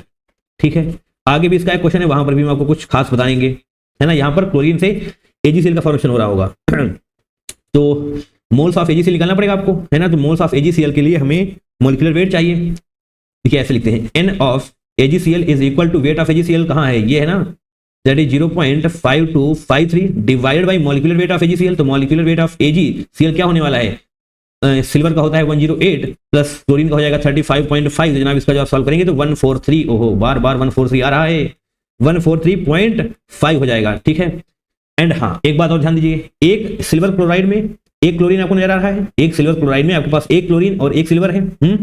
That means moles of AgCl will be equal to moles of chlorine. बोलो हाँ या ना, कर सकते हैं आप। एक AgCl में एक क्लोरीन है, दैट मीन्स इन दोनों के मोल्स भी इक्वल होने वाले हैं। तो आप इन्हीं के यही मोल्स क्लोरीन के भी कर सकते हैं। 0.5253 डिवाइड बाई 143 डॉट मतलब 0.5, ये आपके पास आ चुके हैं मोल्स ऑफ क्लोरीन। तो जनाब वेट ऑफ क्लोरीन के लिए आप क्या कर रहे होंगे, वेट ऑफ क्लोरीन के लिए आप क्या करेंगे, moles into molecular weight 0.5253 divide by 143.5 into molecular weight कितना हो जाएगा क्लोरीन का 35.5। तो जनाब जब आप इसको सॉल्व करेंगे, है ना, सॉल्व करेंगे तो 0.13 आने वाला है, 0.13 ग्राम्स आपका आ रहा होगा। ये आ चुका है आपका वेट ऑफ क्लोरीन। आपको निकालना है परसेंटेज ऑफ क्लोरीन। तो आइए, अरे यहाँ पर तो कुछ कलाकारी कर दी हम, चलिए यहीं पे करते हैं। परसेंटेज ऑफ क्लोरीन के लिए आपको क्या करना पड़ेगा, वेट ऑफ क्लोरीन जो भी आपने निकाला 0.13 divide by weight of organic compound, यहां पर दिया हुआ है 0.2425, 0.2425 इंटू आप 100 कर रहे होंगे परसेंटेज के लिए। तो इसको हटाइए, इसको हटाइए, यहां पर 2 जीरो आ जाएंगे, है ना। अब इसको सॉल्व करेंगे, आप कैसे सॉल्व करेंगे, 25 से करिए, 25 9 जाएगा 225 17 यानी कि 7 बार जाने वाला है, 25 चौके 100 हो जाएगा, 13 चौकू 5200 होने वाला है, 5200 डिवाइड बाई 97। तो ठीक है, इसको आप सॉल्व करिए ऐसे 5200 9 5 45 5 जाने वाला है ना, यस 5 जाएगा, 5 से 35 3 5 9 45 3 48 15 20 35 आने वाला है, डिवाइड बाई अच्छा साथ में जीरो भी आएगा, 9 3 27 9 चौक 3 से जाएगा, यानी कि जो भी आएगा 53% के करीब कोई आंसर है क्या 53, यानी कि ऑप्शन नंबर 4 आपका बिल्कुल सही हो जाएगा। ठीक है, कोई दिक्कत इसमें, ये सारी बातें आप आसानी से समझ सकते हैं। आपको पता होना चाहिए कि इस मेथड में क्लोरीन से AgCl का फॉर्मेशन हो रहा होगा and then moles of AgCl आप निकालेंगे। Moles of AgCl will be equal to moles of chlorine, क्यों, क्योंकि यहाँ पर एक AgCl में एक ही क्लोरीन है। फिर आप वेट ऑफ क्लोरीन निकालेंगे, मोल्स इंटू मॉलिक्यूलर वेट करके, उसके बाद आप परसेंटेज ऑफ क्लोरीन निकाल सकते हैं। ठीक है, क्वेश्चन आसान है, आपको करना पड़ेगा ये। Question number 13, statement 1 statement second. Statement 2 क्या है, CH3 whole thrice carbon is more stable than this, अच्छा as 9 hyperconjugation interactions are possible in this. Okay, तो आइए CH3 यानी कि टर्सरी ब्यूटाइल कार्बोकैटायन है आपके पास, तो यहाँ पर ऐसे कार्बोकैटायन और ये टर्सरी ब्यूटाइल यानी कि यहाँ पर CH3 आप लगा रहे होंगे। इसमें बताइए कितने अल्फा हाइड्रोजन है, जितने अल्फा हाइड्रोजन होंगे उतना ही हाइपर कंजुगेशन इंटरेक्शन अवेलेबल हो पा रहा होगा। अल्फा हाइड्रोजन होते क्या है, कार्बोकैटायन, ये रहा, इस कार्बोकैटायन से जो कार्बन जुड़े होंगे उनको हम बोलते हैं अल्फा कार्बन, एंड उन अल्फा कार्बन को जो हाइड्रोजन हो रहे होंगे उनको ही हम बोलते हैं अल्फा हाइड्रोजन। तो बताइए इस कार्बोकैटायन से कितने कार्बन जुड़े हुए हैं, 1 2 3, और इन तीनों कार्बन से 3 हाइड्रोजन जुड़े हुए हैं, दैट मींस 9 अल्फा हाइड्रोजन आपको चमकता हुआ नजर आ रहा होगा। तो ये 9 हाइपर कंजुगेशन की वजह से इसकी स्टेबिलिटी ज्यादा होने वाली है। तो स्टेटमेंट 1 आपका बिल्कुल सही हो जाएगा। इसकी स्टेबिलिटी आप देखेंगे तो आपको कोई भी अल्फा हाइड्रोजन मिलने नहीं वाला है। कैसे देखेंगे, यहाँ पर नीचे कार्बोकैटायन आपके पास है, इससे ही आपको 3 हाइड्रोजन जुड़े हुए हैं, इससे ही आपको 3 हाइड्रोजन जुड़े हुए हैं, और इनको आप अल्फा हाइड्रोजन बोलने की गलती बिल्कुल भी ना करें, क्योंकि जनाब मैंने बताया आपको कार्बोकैटायन से जो कार्बन जुड़ा होगा, कार्बोकैटायन से जो कार्बन जुड़ा होगा उससे जो हाइड्रोजन जुड़ेंगे उनको हम बोलते हैं अल्फा हाइड्रोजन, है ना। तो यहाँ पर कार्बोकैटायन से कोई कार्बन जुड़ा ही नहीं है, दैट मींस यहाँ पर 0 अल्फा हाइड्रोजन हो जाने वाला है, 0 अल्फा हाइड्रोजन। ठीक है, तो स्टेटमेंट 1 आपका बिल्कुल सही है। CH3 carbocation is less stable than this, यही वही तो है ना, as only 3 hyperconjugation interaction, नहीं 3 कहां, एक भी नहीं है यार, एक भी नहीं है, 0 alpha hydrogen. First is true, second is false, option number 2 is going to be the correct one. Moving forward, चलिए आगे बढ़ते हैं। क्वेश्चन नंबर 14, एक बार फिर से केरियस मेथड का ही क्वेश्चन आपके सामने है। 0.75 ग्राम of an organic compound give 1.2 gram of barium sulphate, find percentage of sulphur. तो यहाँ पर भी आपसे सेम ही क्वेश्चन पूछा गया लगभग। तो यहाँ पर आपको पता होना चाहिए सल्फर से ही बेरियम सल्फेट का फॉर्मेशन हो रहा होगा इन केरियस मेथड, यहाँ पर आप लिख सकते हैं। ठीक है, केरियस मेथड वाला वीडियो देख लेना भैया, वरना दिक्कत में रहेंगे आप। प्रैक्टिकल ऑर्गेनिक केमिस्ट्री वाले वीडियो में ये सब कराया जा रहा है। ओके, तो यहाँ पर आपको परसेंटेज ऑफ सल्फर के लिए क्या पता होना चाहिए, weight of sulphur, weight of sulphur के लिए moles of sulphur, moles of sulphur कहाँ से निकालेंगे, मोल्स ऑफ बेरियम सल्फेट से।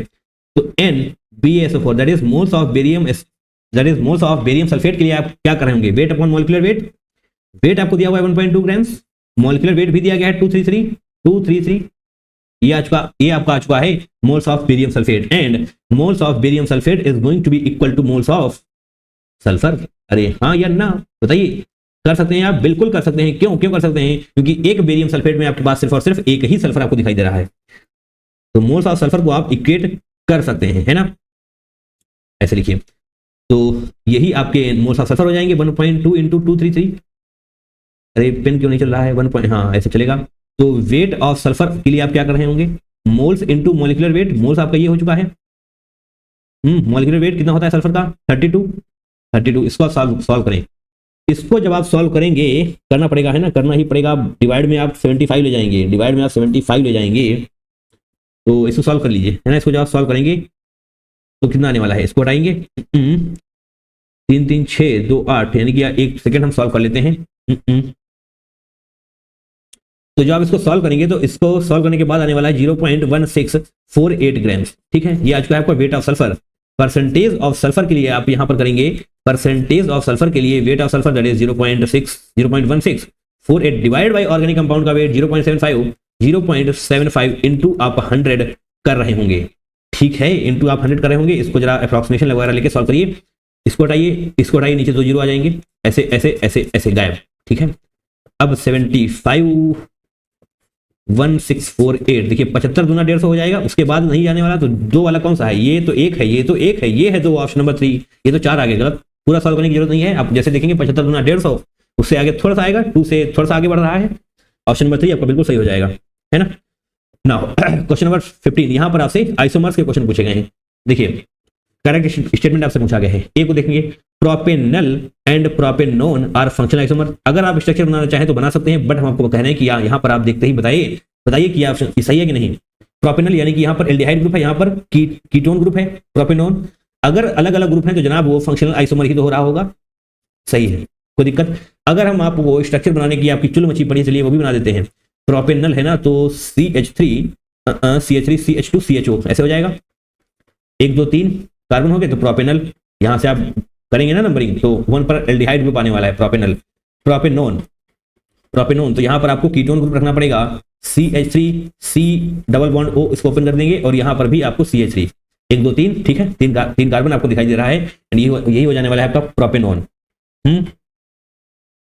डिफरेंट फंक्शनल ग्रुप है, यहाँ पर कीटोनिक ग्रुप है और यहाँ पर क्या है, एल्डिहाइड ग्रुप, तो फंक्शनल आइसोमर ही होने वाले हैं। सेकंड को देखेंगे जनाब, ethoxy ethane and methoxy propane are metamers. तो यहाँ पर देखिए इथॉक्सी इथेन है, यानी कि C2H5O C2H5, इसी को हम बोलते हैं इथॉक्सी इथेन, ठीक है। मिथॉक्सी प्रोपेन यानी कि एक तरफ मिथाइल ग्रुप होना चाहिए, एक तरफ प्रोपेन ग्रुप होना चाहिए, तो ऑक्सीजन यहाँ पर बनाएंगे CH3 ऐसे जोड़ देंगे, और यानी कि 3, तो एक बार हम ऐसे करते हैं CH 1 2 3 CH2, है ना, और CH2 CH3 एक साथ लेना चाहें तो आप लिख सकते हैं C3H7, ठीक है। ये हो चुका है आपका मिथॉक्सी प्रोपेन एंड पहला वाला क्या है, इथॉक्सी इथेन, ठीक है, कोई दिक्कत इसमें, दोनों तरफ इथेन आपको नजर आ रहे हैं। तो जनाब ये क्या होने वाला है, अगर सेम ईथर ग्रुप है बट डिफरेंट एल्काइल ग्रुप है, ईथर ग्रुप तो सेम है बट डिफरेंट एल्काइल ग्रुप है, यहाँ पर आप इथेन देख पा रहे हैं, मिथाइल और प्रोपेन देख पा रहे हैं, तो इसका मतलब जनाब ये मेटामर्स ही होने वाला है, मेटामर्स ही हो रहा होगा। तो ये वाला भी सही है, मेटामर्स क्यों हो रहा होगा, क्योंकि ईथर ग्रुप सेम है बट डिफरेंट एल्काइल ग्रुप आपके पास है ना। सी को देखते हैं, but two ene shows optical isomerism. But two ene, यहां पर लिखिए ब्यूट टू इन, देखिए ब्यूट टू इन यानी कि 4 कार्बन आपके पास होने चाहिए, 4 कार्बन होने चाहिए, 1 2 नहीं, ऐसे थोड़ा सा एक ही साथ बनाते हैं आपको, है ना, आपने बनाया ही होगा ये। CH ऐसे लगाइए, यहां पर CH3, यहां पर CH3 नजर आया। ब्यूट टू इन है ना, यहां से आप नंबरिंग करिए 1 2 3 4, तो 1 2 पर ब्यूट आएगा, यहां से भी नंबरिंग करेंगे आप तो भी 2 पर ब्यूट ही आने वाला है, दैट मींस ब्यूट टू इन आपको नजर आ रहा होगा, ठीक। अब इसको जरा ओपन करें, कैसे, C डबल बॉन्ड C, ये CH3 यहां पर कर दीजिए, और एक जो H है वो यहां पर रखें, इस बार ऊपर कर देंगे इसको भी, ये H, ये आपका क्या हो चुका है, सिस ना, अरे सिस फॉर्म। अगर आप CH3 को, एक CH3 यहां पर रखेंगे, एक CH3 यहां पर कर देंगे, तो अब ये क्या आ चुका है, अब ये ट्रांसपोजिशन पर लगे हुए हैं, अगर सिस ट्रांस वगैरह आ रहा है तो होता है ज्योमेट्रिकल आइसोमेरिज्म, ज्योमेट्रिकल आइसोमेरिज्म होता है। यहां पर आपको क्या दिया गया है, ऑप्टिकल आइसोमेरिज्म। ये गलत हो जाएगा भैया, कोई दिक्कत इसमें नहीं। But 1 yne and but 2 yne are functional isomer. देखिए ऐसा तो नहीं होगा, होगा क्या होगा, फंक्शनल आइसोमर कैसे हो जाएंगे, एक बार हम आपको ये हाँ इसको रफ कर दिया जाए, बताइए, कर दिया जाएगा। डी, ब्यूट 1 इन आपके पास है एंड ब्यूट 2 इन है, दोनों ही एल्कीन्स हैं। ब्यूट 1 इन यानी कि सी सी सी सी ऐसे 1 इन यानी कि यहां पर डबल बॉन्ड रखें, हाइड्रोजन आप लगा लीजिए अपने मन से। ब्यूट 2 इन आपसे बोला गया है तो सी ये इस प्रकार से ये आपका ब्यूट 2 इन हो जाएगा। सेम ही कार्बन है, सेम ही हाइड्रोजन है, एंड बट जो फर्क सिर्फ है आपको वो है यहाँ पर पहली बार में डबल बॉन्ड लगा है पहले वाले कार्बन पर, दूसरे में लगा हुआ है दूसरे वाले कार्बन पर। That means same functional group है आपके पास बट डिफरेंट। देखिए एल्कीन्स दोनों में ही है, एल्कीन्स दोनों में ही है, यानी कि बट डिफरेंट है आपकी पोजीशन। पोजीशन डिफरेंट होने की वजह से जनाब ये पोजिशनल आइसोमर हो जाएगा। डबल बॉन्ड की पोजीशन डिफरेंट है ना, यहाँ पर कार्बन 1 पर है, यहाँ पर कार्बन 2 पर है, तो डिफरेंट पोजिशनल आइसोमर होना चाहिए, फंक्शनल नहीं, पोजिशनल आइसोमर होना चाहिए यार, है ना। पोजिशनल आइसोमर आपका सही आंसर हो रहा होगा। Pentane and 2,2 dimethyl propane are chain isomer. अच्छा तो आइए पेंटेन बनाते हैं। पेंटेन यानी कि 5 कार्बन होने चाहिए, सिंपल सी चेन है तो ऐसे रखें आप, 1 2 3 4 5 हो गए, पेंटेन हो गया। अब यहां पर लिख भी देंगे पेंटेन, ठीक है। और आपसे क्या कहा गया है देख लेते हैं एक बार। 2,2 डाइमिथाइल प्रोपेन, डाइमिथाइल प्रोपेन, तो प्रोपेन के लिए सबसे पहले आप ये लगाएं 3 कार्बन, 2,2 डाइमिथाइल यानी कि यहीं पर आप कार्बन लगाने वाले हैं, है ना। नंबरिंग आप करना चाहें तो कर सकते हैं 1 2 3, तो 2,2 डाइमिथाइल, अरे पूरा ही लिख लो यार अगर तुम्हें समस्या है ना, ये सब पूरा ही लिख लो तुम, ठीक है। 2,2 डाइमिथाइल प्रोपेन, तो यहां पर आपको क्या समझ में आ रहा है, डिफरेंट कार्बन, यहां पर क्या है चेन आइसोमर, तो हाँ सही बात है भैया, चेन आइसोमर ही तो होने वाले हैं क्योंकि डिफरेंट कार्बन स्केलेटल हैं, डिफरेंट कार्बन की चेन है। यहां पर कार्बन की चेन सीधी सीधी है, यहां पर कुछ और ही बनाया जा रहा है, दैट मींस ये आपके चेन आइसोमर ही हैं, चेन आइसोमर ही हो जाने वाले हैं आपके, क्योंकि इस चेन में सिर्फ 3 कार्बन है, इस चेन में 5 कार्बन हो रहे होंगे, तो ये वाला भैया सही है, ए बी ई सही है, ए बी सी नहीं, A B E, option number 4 आपका बिल्कुल सही हो रहा होगा, है ना। आइसोमर के ऊपर क्वेश्चन है और पहले भी पूछे गए हैं, ये क्वेश्चन हम आपको ऑलरेडी करा चुके हैं, तो पढ़िए इसको, काम आएगा आपके, है ना। And here we are question number 16, 21 Jan shift 1, क्या बोला गया है यहाँ पर, क्वेश्चन नंबर 16, 15 से ना लास्ट वाला, एक बार देख लेते हैं, एक सेकंड, पहले तो बैटरी लगाई जाएगी भैया, बाकी बातें बाद में होंगी। नाउ आ गया ये question number 16, least stable structure आपसे पूछा गया है, लीस्ट स्टेबल। देखिए स्टेबिलिटी का मतलब क्या होता है, यहाँ पर जब भी आप, ये सभी क्या है रेजोनेटिंग स्ट्रक्चर है, तो जब भी आप रेजोनेटिंग स्ट्रक्चर्स की स्टेबिलिटी को चेक कर रहे होंगे तो आपको कुछ बातें ध्यान दिमाग में रखनी है अपने, है ना। रेजोनेटिंग स्ट्रक्चर की स्टेबिलिटी के लिए आपको कुछ बातें दिमाग में रखनी है। स्टेबिलिटी न्यूट्रल की ज्यादा होगी इससे, चार्ज वाले से, बट यहाँ पर न्यूट्रल तो कोई है नहीं, सारे ही चार्ज हैं, ठीक, बहुत अच्छी बात है। उसके बाद आपको ये देखना है equal number of pi bonds होने चाहिए, जिसके पास पाई बॉन्ड ज्यादा होंगे वो उतना ज्यादा स्टेबल होने वाला है। पाई बॉन्ड्स इंक्रीजेस स्टेबिलिटी, मुझे पता है यहाँ पर लीस्ट स्टेबल पूछा गया है, बट इस तरीके से आप पढ़ें, ठीक है, इंक्रीजेस स्टेबिलिटी, ठीक है। तो यहाँ पर जब देखेंगे तो पाई बॉन्ड भी आपको सही में दो ही मिलने वाले हैं, 1 2 1 2 1 2 1 2, तो इससे भी कुछ काम बनेगा नहीं है आपका, है ना। और दूसरा पॉइंट क्या है, ऐसे याद करेंगे। और तीसरा पॉइंट क्या है, मोस्ट, देखिए निगेटिव चार्ज जो है आपका, निगेटिव चार्ज शुड बी, या फिर आप लिख दें must be on more electronegative atom, more electronegative atom, क्योंकि यही जनाब स्टेबलाइज कर रहा होगा इलेक्ट्रोनेगेटिव एटम। एंड इसका जस्ट अपोजिट आप लिखेंगे positive charge must be on more electro positive atom, electro positive atom. ये सारे छोटे छोटे पॉइंट्स आपको पता होंगे तब जाकर के आप क्वेश्चन को सॉल्व कर पा रहे होंगे। एंड इसके बाद जो लास्ट बचेगा ये 4th पॉइंट हो जाएगा, एंड जो 5th पॉइंट बचने वाला है यहीं पर बताते हैं। 5th पॉइंट जो आपको बचने वाला है उसमें लाइक चार्जेस, मतलब लाइक चार्जेज की डिस्टेंस ज्यादा होनी चाहिए, लाइक चार्जेस की डिस्टेंस ज्यादा, तो इसका मतलब stability, like charges that means minus minus की डिस्टेंस ज्यादा, दैट मींस स्टेबिलिटी ज्यादा। अनलाइक चार्जेस के केस में क्या हो जाएगा, अनलाइक चार्जेस के केस में क्या हो जाएगा कि डिस्टेंस कम, यहां पर डिस्टेंस कम होनी चाहिए तब जाकर के आपकी स्टेबिलिटी इंक्रीज कर रही होगी। ये छोटे छोटे पॉइंट्स आपको एक बार अलग कर देते हैं इनको, है ना। ये सारी बातें आपको पता होनी चाहिए, ये 5-6 पॉइंट आपको याद होंगे तो अच्छा रहेगा। देखिए लाइक चार्जेस और अनलाइक चार्ज का मतलब क्या है, लाइक चार्ज का मतलब हो जाएगा प्लस प्लस या फिर निगेटिव निगेटिव, प्लस प्लस या फिर निगेटिव निगेटिव। अगर प्लस प्लस पास है मतलब उनके बीच में डिस्टेंस कम है तो इसका मतलब स्टेबिलिटी कम हो जाएगी। अगर प्लस प्लस यानी कि लाइक चार्जेस या फिर माइनस माइनस दूर दूर हैं तो स्टेबिलिटी बढ़ रही होगी। बताइए कोई दिक्कत इसमें? पहला पॉइंट आपने देख लिया, काम नहीं बना। दूसरा पॉइंट देख लिया आपने, काम नहीं बना। Negative charge must be on more electronegative atom. बताइए, अच्छा इलेक्ट्रोनेगेटिव एटम तो दोनों ही है, नाइट्रोजन भी है, अच्छा कार्बन नहीं है। ठीक है, आपसे लीस्ट स्टेबल पूछा गया है, ध्यान रखिएगा इस बात को, जो भी यहाँ पर लिखा हुआ है उसका उल्टा होना चाहिए। ये हमने स्टेबिलिटी का सब कुछ बताया है आपको। इलेक्ट्रोनेगेटिव, देखिए ये वाला मोस्ट स्टेबल हो जाएगा, क्यों? क्योंकि यहाँ पर ऑक्सीजन पर निगेटिव है, ऑक्सीजन पर निगेटिव है, ठीक। कार्बन पर निगेटिव नहीं होना चाहिए स्टेबिलिटी के लिए, तो यहाँ पर नहीं है, तो ये वाला स्टेबल है, बट आपको अनस्टेबल ढूंढना है, लीस्ट स्टेबल ढूंढना है। तो लीस्ट स्टेबल के लिए आप देखिए, नाइट्रोजन पर पॉजिटिव, नाइट्रोजन पर पॉजिटिव होना नहीं चाहिए, निगेटिव होना चाहिए स्टेबिलिटी बढ़ाने के लिए, बट यहाँ पर सभी में है, तो इस पॉइंट को भी आप इग्नोर मार देंगे। नाइट्रोजन कैसा है? इलेक्ट्रोनेगेटिव है ना, ठीक है, इलेक्ट्रोनेगेटिव है, बट यहाँ पर पॉजिटिव है, तो सभी में पॉजिटिव है, तो इसको भी आप इग्नोर मार देंगे। इससे भी आपका काम बनेगा नहीं, इससे काम बन जाएगा आपका। लाइक चार्जेस की डिस्टेंस ज्यादा होनी चाहिए, लाइक चार्जेस की डिस्टेंस ज्यादा होनी चाहिए, बात तो सही है। तो ये तो स्टेबिलिटी के लिए हो गया, मतलब लाइक चार्ज की डिस्टेंस कम होनी चाहिए लीस्ट स्टेबल के लिए। ये वाला ऑप्शन बिल्कुल सही हो जाएगा, क्योंकि प्लस प्लस आप बहुत करीब देख पा रहे हैं, यहाँ कहीं पर भी आपको प्लस प्लस बहुत दूर है, यहाँ पर प्लस प्लस ठीक ठाक दूर है। लाइक चार्जेस की डिस्टेंस ज्यादा मतलब स्टेबिलिटी ज्यादा, लाइक चार्जेस की डिस्टेंस कम मतलब स्टेबिलिटी भी कम। तो ऑप्शन नंबर 4 आपका बिल्कुल सही हो जाएगा, क्योंकि आपसे लीस्ट स्टेबल पूछा गया था, है ना। ये पॉइंट्स आपकी कॉपी में नोट होने चाहिए, आपके दिमाग में छपे हुए होने चाहिए। रिजोनेटिंग स्ट्रक्चर से क्वेश्चन फिर से पूछा जाएगा। Question number 17, correct order of stability for the following. तो यहाँ पर आपके पास क्या दिया हुआ है? CH2 double bond CH negative दिया हुआ है, and CH3 single bond CH2 negative दिया हुआ है, एंड यहाँ पर क्या है? CH triple bond C negative दिया हुआ है, एंड आपसे पूछा गया है स्टेबिलिटी। अच्छा, तो स्टेबिलिटी का मतलब हो जाएगा percentage of character, percentage of S character, है ना, कैरेक्टर नहीं, परसेंटेज ऑफ S कैरेक्टर जितना ज्यादा होगा स्टेबिलिटी भी उतनी ही ज्यादा होने वाली है।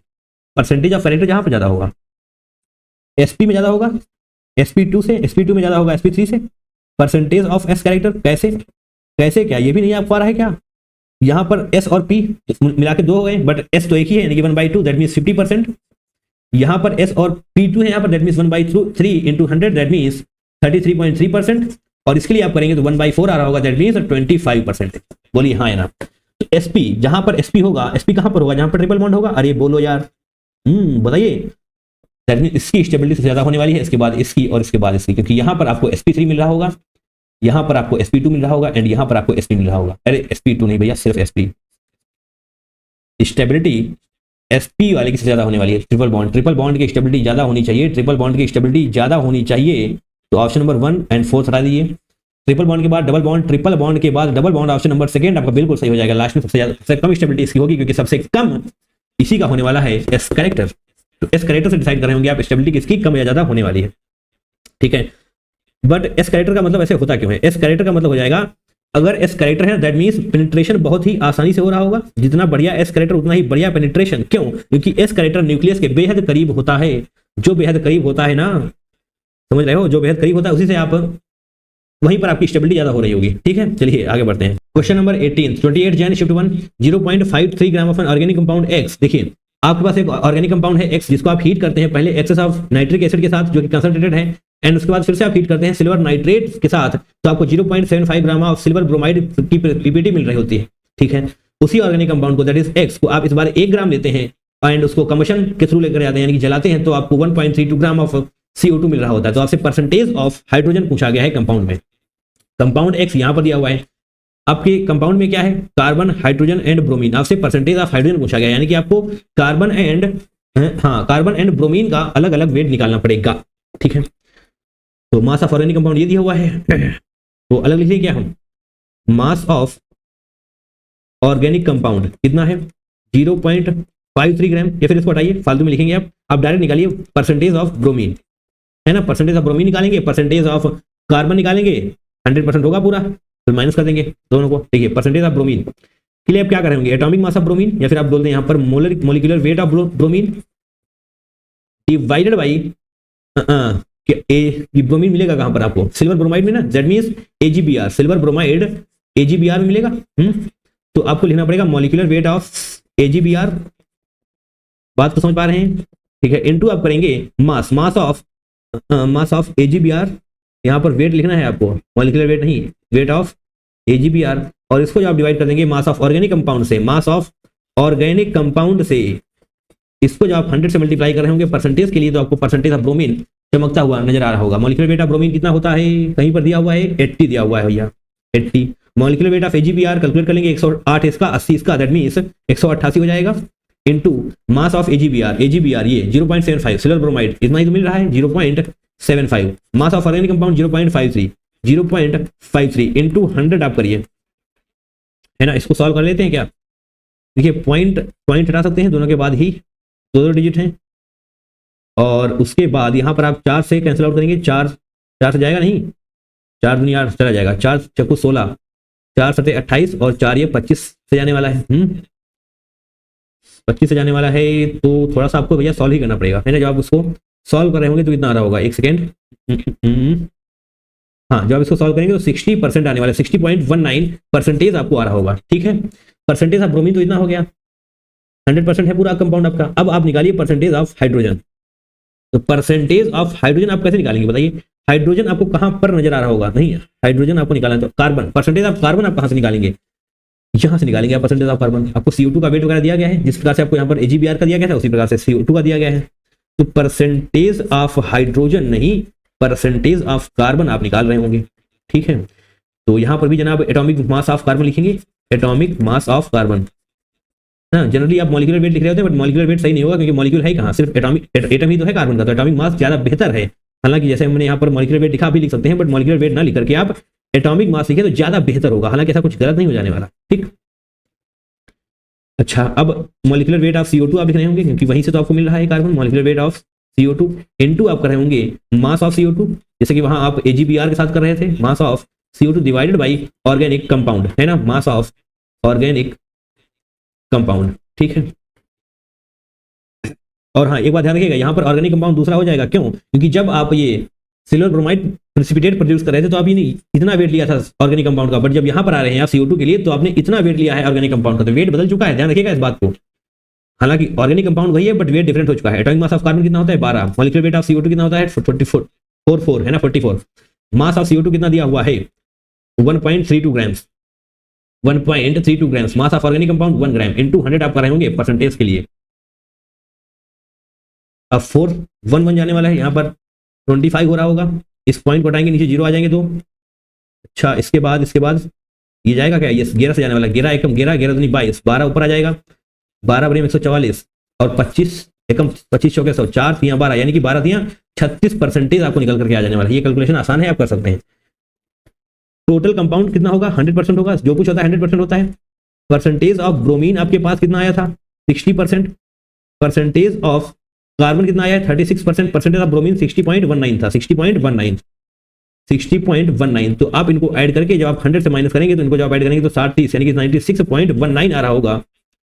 इसको जब सॉल्व करेंगे तो 97 यानी कि 3.81 है ना, 3.81% आपका हो जाएगा percentage of hydrogen in this particular compound. तो 3.81 को जब राउंड ऑफ करेंगे तो 4% आपका करेक्ट आंसर हो जाएगा। तो आप यहाँ पर 4 लिख लीजिए, ठीक है। कोई दिक्कत, कोई समस्या, कोई दुख तकलीफ, एक दो बार प्रैक्टिस करिए, समझ में आ रहा होगा आपको ना। Question number 19, arrange the following carb anions, negative है ना कार्बन पर, डिक्रीजिंग ऑर्डर ऑफ स्टेबिलिटी। अच्छा, स्टेबिलिटी के डिक्रीजिंग ऑर्डर में आपको ये अरेंज करना है 1 2 3 4 5। देखिए बहुत ध्यान सुनिए, कार्बन की खोपड़ी पर क्या है निगेटिव है। अब आप अपने आप को इमेजिन करें, ये जनाब है आपके ऊपर ऑलरेडी निगेटिव चार्ज भरा पड़ा है, आप ऑलरेडी बहुत ज्यादा तकलीफ में हैं, बहुत ज्यादा स्ट्रगल कर रहे हैं अपने एग्जाम की वजह से, ठीक है, मतलब आप ऑलरेडी थोड़ा सा फ्रस्ट्रेट है और आपने एक बला और पाल ली है, एक बला आपने और पाल रखी है, तो बताइए दिक्कत और बढ़ जाएगी ना, यानी कि स्टेबिलिटी आपकी और ज्यादा कम होने वाली है, स्टेबिलिटी कम हो रही होगी।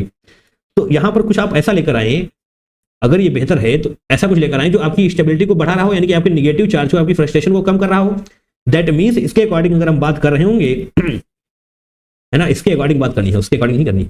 इधर आइए, अगर आप इस कंपाउंड के अकॉर्डिंग बात कर रहे होंगे तो इस कार्बन पर से जो निगेटिव चार्ज को कम कर रहा होगा वो बेहतर होगा, यानी कि उसी के हिसाब से स्टेबिलिटी बढ़ने वाली है। दैट मीन्स अगर इस कार्बन से इलेक्ट्रॉन विड्रॉइंग ग्रुप जुड़ेगा, दैट मीन्स स्टेबिलिटी बढ़ने वाली है। अगर इलेक्ट्रॉन डोनेटिंग ग्रुप जुड़ जाएगा तो इसका मतलब इलेक्ट्रॉन डोनेट कर रहा है, यानी कि और ज्यादा निगेटिव चार्ज इसको ट्रांसफर कर रहा है, उस पर्टिकुलर केस में आपकी स्टेबिलिटी कम होने वाली है ना, और भी ज्यादा डिस्टेबलाइज हो रहा होगा, ठीक है। आप लिख सकते हैं कार्ब एनायन, आपको एक्सप्लेन किया जा चुका है, आप थोड़ा सा शॉर्ट नोट में अपने लिखते हुए चलें।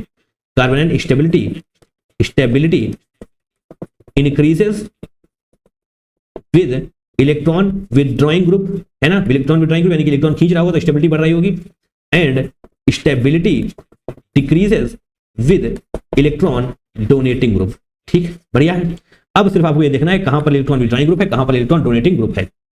ठीक है, ब्रोमीन देखिए ये है इलेक्ट्रॉन विदड्रॉइंग ग्रुप बट बहुत ज्यादा पावरफुल नहीं है। ब्रोमीन कैसा है, week electron withdrawing group. C6H5 ये तो बेंजीन है ना, अरे C6H5 बेंजाइल ग्रुप आप इसको बोलेंगे। बेंजीन को आप कैसे लिखते हैं, C6H6, है ना, ये आपकी बेंजीन हो जाती है, और जब यहाँ पर आप इसको जोड़ते हैं तो यहाँ का हाइड्रोजन बाहर हो जाता है, दैट मीन C6H5 होने वाला है, तो ये आपका बेंजाइल हो जाने वाला है। तो इसका मतलब रेजोनेंस होगा रिंग के साथ। ठीक है, इसको अभी यहीं पर रखते हैं, इससे बहुत ज्यादा फर्क आपको पड़ने वाला नहीं है। OCH3 ये क्या है, ये है strong OCH3, strong electron donating group. Strong electron donating group, ये तो बहुत ज्यादा स्टेबिलिटी को कम कर देने वाला है, डिक्रीजिंग ऑर्डर का स्टेबिलिटी पूछा गया आपसे। यहाँ पर क्या है, CHO यानी कि aldehyde group, this is strong electron withdrawing group. Electron withdrawing group ये आपके इलेक्ट्रॉन्स को खींच रहा होगा, दैट मींस स्टेबिलिटी को बहुत ज्यादा बढ़ाने वाला है। CH3 CH4, यहाँ पर CH3 है, ये भी जनाब आपका स्ट्रॉन्ग नहीं वीक ही होता है, electron withdrawing group, sorry electron donating group हो जाएगा। ठीक है, बढ़िया। अब स्टेबिलिटी का ऑर्डर आपसे पूछा गया है, स्टेबिलिटी कहां पर सबसे ज्यादा होगी, जहां पर बहुत पावरफुल तरीके से इलेक्ट्रॉन को बाहर निकाला जा रहा होगा, खींचा जा रहा होगा, यानी कि CHO कहां पर है, फोर्थ में। फोर्थ वाले की स्टेबिलिटी सबसे ज्यादा होनी चाहिए, ऑप्शन नंबर 2 एंड 1 तो नहीं होगा, यहाँ पर 4 देखें। ठीक है, इलेक्ट्रॉन विदड्रॉइंग ग्रुप है तो इलेक्ट्रॉन विदड्रॉइंग ही होना चाहिए ब्रोमीन, उसके बाद 1 का नंबर आना चाहिए, 1 का नंबर आना चाहिए, ऑप्शन नंबर 3 आपका बिल्कुल सही हो जाएगा। ठीक है, यहाँ पर मैंने बोला था आपको कुछ बहुत ज्यादा फर्क पड़ेगा नहीं, तो इसको आप न्यूट्रल ही मान के चले लगभग के लिए, है ना, तो सेकंड हो जाएगा। उसके बाद अब तो डीस्टेबलाइज हो रहा होगा, यहाँ पर आपसे बात करी जा रही है स्टेबिलिटी कम करने की बात, है ना। यहाँ पर देखिए अगर इलेक्ट्रॉन डोनेटिंग ग्रुप आप जोड़ देंगे तो फिर जो स्टेबिलिटी थी वो और भी ज्यादा कम हो रही होगी, यानी कि डीस्टेबलाइज हो रहा होगा। तो इसके बाद ये इसका नंबर आने वाला है 5th का, एंड लास्ट में 3rd, क्योंकि ये बहुत ही ज्यादा अनस्टेबल कर देने वाला है, क्योंकि बहुत ताकतवर तरीके से आप इसको इलेक्ट्रॉन डोनेट कर रहे हैं। पहले निगेटिव है और भी आप निगेटिव दिए जा रहे हैं, यानी कि स्टेबिलिटी और भी ज्यादा कम होने वाली है, डीस्टेबलाइजेशन हो रहा होगा। ठीक, स्टेटमेंट 1 3 आपका बिल्कुल सही हो जाएगा। Now question number 20, arrange the following alkenes in decreasing order of stability. अच्छा, स्टेबिलिटी के पीछे पड़ गए हैं, ये स्टेबिलिटी वाली सारी चीजें आपको पता होनी चाहिए। यहाँ पर क्या होता है, यहाँ पर आपको 2 चीजें याद रखिए, डिग्री ऑफ सब्स्टिट्यूशन, पहले केस में डिग्री ऑफ सब्स्टिट्यूशन, है ना, जितने ज्यादा अल्फा हाइड्रोजन होंगे उतनी ही ज्यादा स्टेबिलिटी हो रही होगी। ठीक है, कोई दिक्कत इसमें। दूसरा पॉइंट क्या है, सिस ट्रांस, आपको पता होना चाहिए ट्रांस की स्टेबिलिटी ज्यादा होती है सिस से। क्यों, क्योंकि कार्बन कार्बन ऐसा है, मान लीजिए यहाँ पर CH3 है, यहाँ पर CH3 है, तो ये पास हो गए ना, ये सिस फॉर्म है, यहाँ पर हाइड्रोजन लगा देंगे, यहाँ पर हाइड्रोजन लगा देंगे, ये सिस फॉर्म है, तो ये तो पास हो गए, यानी कि ये एक दूसरे को रिपल कर रहे होंगे, दैट मींस स्टेबिलिटी कम है इसकी। बट अगर आप ट्रांस के केस में जाएंगे तो यहाँ पर CH3 ऐसे होता है, और बहुत दूरी हो गई, अगर लाइक वाले है ना, अगर दूर हो जाएंगे तो स्टेबिलिटी आपकी इंक्रीज कर रही होगी, दैट मींस ट्रांस के केस में स्टेबिलिटी इंक्रीज कर जाती है। यहाँ पर आप हाइड्रोजन लगा देंगे। ठीक है, कोई दिक्कत है, इसी के बेसिस पर हम इसको सॉल्व कर रहे होंगे। 4 यहाँ पर मिथाइल है, दैट मींस इसको पूरा करें तो CH3 और CH3 अल्फा हाइड्रोजन आप देखेंगे तो यहाँ पर तो 4 3 3 6 3 9 3 12 अल्फा हाइड्रोजन की स्टेबिलिटी बहुत ज्यादा है, स्टेबिलिटी सबसे ज्यादा इसी की होने वाली है। फर्स्ट की स्टेबिलिटी सबसे ज्यादा होनी चाहिए, स्टेटमेंट 1 एंड सॉरी ऑप्शन 1 3 तो गलत हो जाएंगे। यहाँ पर देख रहे हैं 1 के बाद यहाँ पर कितने अल्फा 12 अल्फा हाइड्रोजन है, 12 अल्फा हाइड्रोजन है। इसके बाद यहाँ पर देखिए यहाँ पर आपको 9 अल्फा हाइड्रोजन देखने को मिल रहे होंगे, CH3 एंड यहाँ पर भी CH3। यहाँ पर क्या है, हाइड्रोजन को अल्फा हाइड्रोजन नहीं बोलना है, अल्फा हाइड्रोजन क्या है, डबल बॉन्ड से जो कार्बन जुड़े हुए हैं, डबल बॉन्ड से जो कार्बन जुड़े हुए हैं उनसे जो हाइड्रोजन जुड़ा है उसको हम बोलते हैं अल्फा हाइड्रोजन। ठीक है, तो 1 के बाद 3, अच्छा 1 के बाद 3 है, ठीक है, इससे कुछ पता नहीं चलेगा। अब बात आएगी सिस और ट्रांस की। मैंने आपसे बोला ट्रांस वाली की स्टेबिलिटी ज्यादा होगी, तो ट्रांस वाला कौन है, ये है ना ट्रांस वाला, अरे देख लो यार, CH3 अपोजिट साइड है, CH3 अपोजिट साइड है, तो सेकंड की स्टेबिलिटी ज्यादा होगी in comparison to 4, option number 4 आपका बिल्कुल सही हो जाएगा। यहाँ पर सिस की वजह से स्टेबिलिटी कम है, ये कैसा है ट्रांस, और ये कैसा है सिस। ठीक, any issue. Now last question है आपका क्वेश्चन नंबर 21, इन ड्यूमास मेथड। आहा, ये आपने पढ़ा है नहीं, ये देखिए क्या लिखा हुआ है यहाँ पर, ड्यूमास मेथड मैंने आपको कराया हुआ है। ठीक है, तो करो, जो बोला जा रहा है आपको वो करिए, आपको बहुत फायदा हो रहा होगा। ठीक है, फॉर एस्टिमेशन ऑफ नाइट्रोजन, आप सभी को पता है कि ड्यूमास मेथड का यूज हम एस्टिमेशन ऑफ नाइट्रोजन के लिए करते हैं। 0.50 gram of an organic compound gives 70 ml of nitrogen collected at 300 kelvin and 715 milli mm of pressure. ठीक है, द परसेंटेज ऑफ नाइट्रोजन, आपसे परसेंटेज ऑफ नाइट्रोजन पूछा गया है। स्लाइड को आगे लेकर चलें क्या, परसेंटेज ऑफ नाइट्रोजन का डायरेक्ट फार्मूला मैंने आपको लिख कर दिया हुआ है, NaW क्या है, वेट ऑफ कंपाउंड, यानी कि V2 आपको कैलकुलेट करना पड़ेगा। V2 क्या होता है, V2 यहाँ पर लिखा हुआ है, देखिए कहाँ पर लिखा हुआ है, ये volume of nitrogen collected eight HTP, वो आप यहाँ से निकालते हैं। ठीक है, अच्छा सब कुछ आपने बता रखा है। अगर ये क्वेश्चन आप, अगर ये वीडियो आप देख कर गए होते अपनी जनवरी शिफ्ट में, तो इस क्वेश्चन को आप क्रैक कर सकते थे, बट ठीक है कोई बात नहीं, यहाँ पर करते हैं। Mass of organic compound, mass of organic compound कितना है, सारी डेटा को लिख लेते हैं बाहर निकाल के पहले, है ना, क्योंकि डेटा से बहुत ज्यादा है, 0.50 grams. 70 ml of nitrogen collected at 300 kelvin. अच्छा तो इसको क्या बोलेंगे आप, V1 बोलेंगे, ध्यान देखिएगा यहाँ पर V1 हो जाएगा। अगर समस्या है तो यहाँ पर देखिए V1 क्या है, वॉल्यूम, V2 क्या है, volume of N2 collected at HTP, HTP पर नहीं, यहाँ पर जो बोला गया है आपको, यहाँ पर बोला गया है at 300 kelvin and 715 mm of pressure, that means ये V1 हो जाएगा, जिसको आप 70 ml लिखने वाले हैं। टेम्परेचर दैट इज T1 कितना हो जाएगा, 300 केल्विन, 300 केल्विन। ठीक है, एक्वस टेंशन कहां पर है, ये P1 जिसको हम रिप्रेजेंट करवाने, ये सब बहुत इंपॉर्टेंट, क्योंकि इसका यूज आप इस फॉर्मूले में करने वाले हैं। ठीक है, P1 क्या है, P1 यानी कि ये P1 एक्वस टेंशन, इसको 715 नहीं, ये नहीं, 15 कहां पर है, ये लिखा हुआ है, यस, एक्वस टेंशन आपको ये दी हुई है 15 mm। ठीक है, कोई दिक्कत।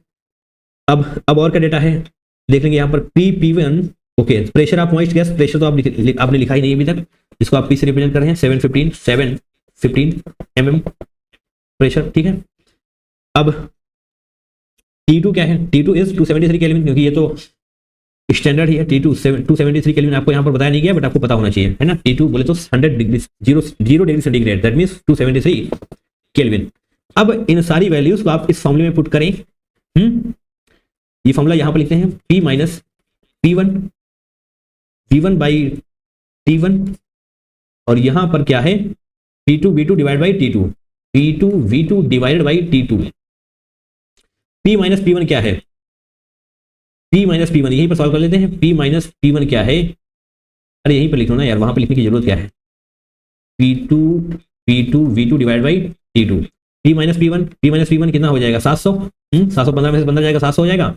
V1 इज हियर 70 ml, तो ml को ही हम ml में रखें, ml में अगर आप रखें तो ये V2 भी आपका ml में ही आ रहा होगा, चलिए यहाँ पर ml में ही रखते हैं, अदरवाइज और फिर तकलीफ हो रही होगी। 300 केल्विन T1 हो जाएगा, और यहाँ पर P2 देखिए, जिस प्रकार से T2 273 था, उसी प्रकार से P2 भी जनाब आपका 1 atm होता है, मैंने आपको यहाँ पर ये बताया हुआ है, देखिए 1 atm that means 760 mm of Hg, 760 mm of Hg is equal to 760 mm of Hg। और यहाँ पर जो आपको P1 दिया हुआ है, यहाँ पर जो प्रेशर दिया हुआ वो 715 है, तो यहाँ पर पहले आप लिखेंगे 760 इंटू V2 जो आपको निकालना है, T2 दैट इज 273, है ना। अब ये सारी चीजों को आप सॉल्व करेंगे तो आपका V2 निकल करके आ रहा होगा, कैसे आ रहा होगा, थोड़ा सा सॉल्व करते हैं, ऐसे है ना, 7 2 9 3 12, 3 से चला जाएगा, यानी कि 3 9 27, 3 1 3, सही है, और ये 0 इसको ले जाएगा, तो V2 यानी कि ये ऐसे 7 इंटू 91 डिवाइड बाई 760, सॉरी 76। एक सेकेंड रुकेंगे, हम आप कैलकुलेशन करके देख लेते हैं इसकी, एक सेकेंड जनाब। 7 इंटू 7 इंटू 91 करेंगे आप तो 4459 आ रहा होगा। 4459 को जब आप डिवाइड करेंगे 76 से, तो आपको निकल करके आ रहा होगा 58.67, एंड ये जनाब ml में ही होगा, क्योंकि आपने यहाँ पर ml रखा था। ठीक है, 58.67 ml। अब इसका यूज आप यहाँ पर रखें, आपका आंसर नहीं मिल रहा होगा। परसेंटेज ऑफ नाइट्रोजन निकालना है ना आपको, तो परसेंटेज ऑफ नाइट्रोजन के लिए आप क्या करते हैं, HTP आपको निकालना है 28 डिवाइड बाई, देखिए यहाँ पर 22,400 क्यों लिखा है, क्योंकि आपने अभी तक पढ़ा होगा 22.4 लीटर होता है, तो लीटर को ml में कन्वर्ट करने के लिए ही हम 22,400 कर रहे होंगे, क्योंकि 1000 से आप मल्टीप्लाई कर देंगे। ठीक है, V2 आपको यहाँ पर ml में ही लिखना होता है ना। तो 22,400 V2 आपने कितना निकाला था, 58.67 divided by weight of organic compound. Weight of organic compound क्या है, 0.50 ग्राम्स इंटू 100 आप कर रहे होंगे, 0.50 ग्राम्स इंटू 100 आप कर रहे होंगे, 100। इसको सॉल्व करिए, आपको परसेंटेज ऑफ नाइट्रोजन चमकता हुआ मिल रहा होगा। देखिए आप यहाँ से पॉइंट ला सकते हैं, यहाँ से हटा सकते हैं, क्योंकि दोनों के बाद 2 डिजिट हैं, इसको ऐसे हटाएंगे, इसको ऐसे हटाएंगे। ठीक है, और जब आप इसको सॉल्व करेंगे तो आपको निकल कर आना है 14.6, है ना, 14.667 निकल करके आने वाला है, जिसको आप 15% लिख सकते हैं। 15 आपका करेक्ट आंसर हो रहा होगा, 15 आपका करेक्ट आंसर हो रहा होगा। देखिए जो आपको बताया जा रहा है ना, उसको याद करिए। मैं एक बार फिर से कहूंगा, इस वीडियो को देखिए, आप बहुत इंपॉर्टेंट है, एक ही वीडियो में सारी चीजें बताई गई हैं। केरियस मेथड हो गया, लेबनिज टेस्ट हो गया, लेसेंस टेस्ट हो गया, डिमास मेथड हो गया, केरियस मेथड हो गया, और क्या बोला मैंने, हाँ जेल्डार्स मेथड, ये सारी चीजें आपको यहाँ पर कैलकुलेट करा दी जाएंगी। एंड आप खुद बताइए, क्या आपकी कोचिंग में ये पढ़ाया गया था, बताइए क्या आपकी कोचिंग में ये फॉर्मूले बताए गए थे, नहीं बताए गए थे, है ना। क्योंकि छोटी छोटी चीजें छोड़ दी जाती है, बड़े से क्वेश्चन आते हैं एंड आप फंस जाएंगे अगर आपने यहाँ पर क्वेश्चन प्रैक्टिस नहीं किया है। बताइए इस फॉर्मूले का क्या आप यूज यहाँ पर कर सकते थे? अगर आपने नहीं पढ़ा है तो पढ़िए, है ना। 15% 21 क्वेश्चन आपने कंप्लीट किया हमारे साथ बैठकर, इसलिए आप सभी का बहुत बहुत धन्यवाद। Thank you so much from the bottom of the heart. इसी प्रकार से रिवीजन वीडियोस देखते रहिए, पीवाईक्यूज की प्रैक्टिस करते रहिए, आप बहुत ज्यादा बेनिफिट उठा पा रहे होंगे, है ना। अभी तक अगर आपने हमारे चैनल को सब्सक्राइब नहीं किया तो कर लें, क्योंकि आपको ऐसे कंटेंट मिलता रहेगा। चलिए मिलेंगे दूसरे वीडियो में, till then take care, tata bye bye and I love you all.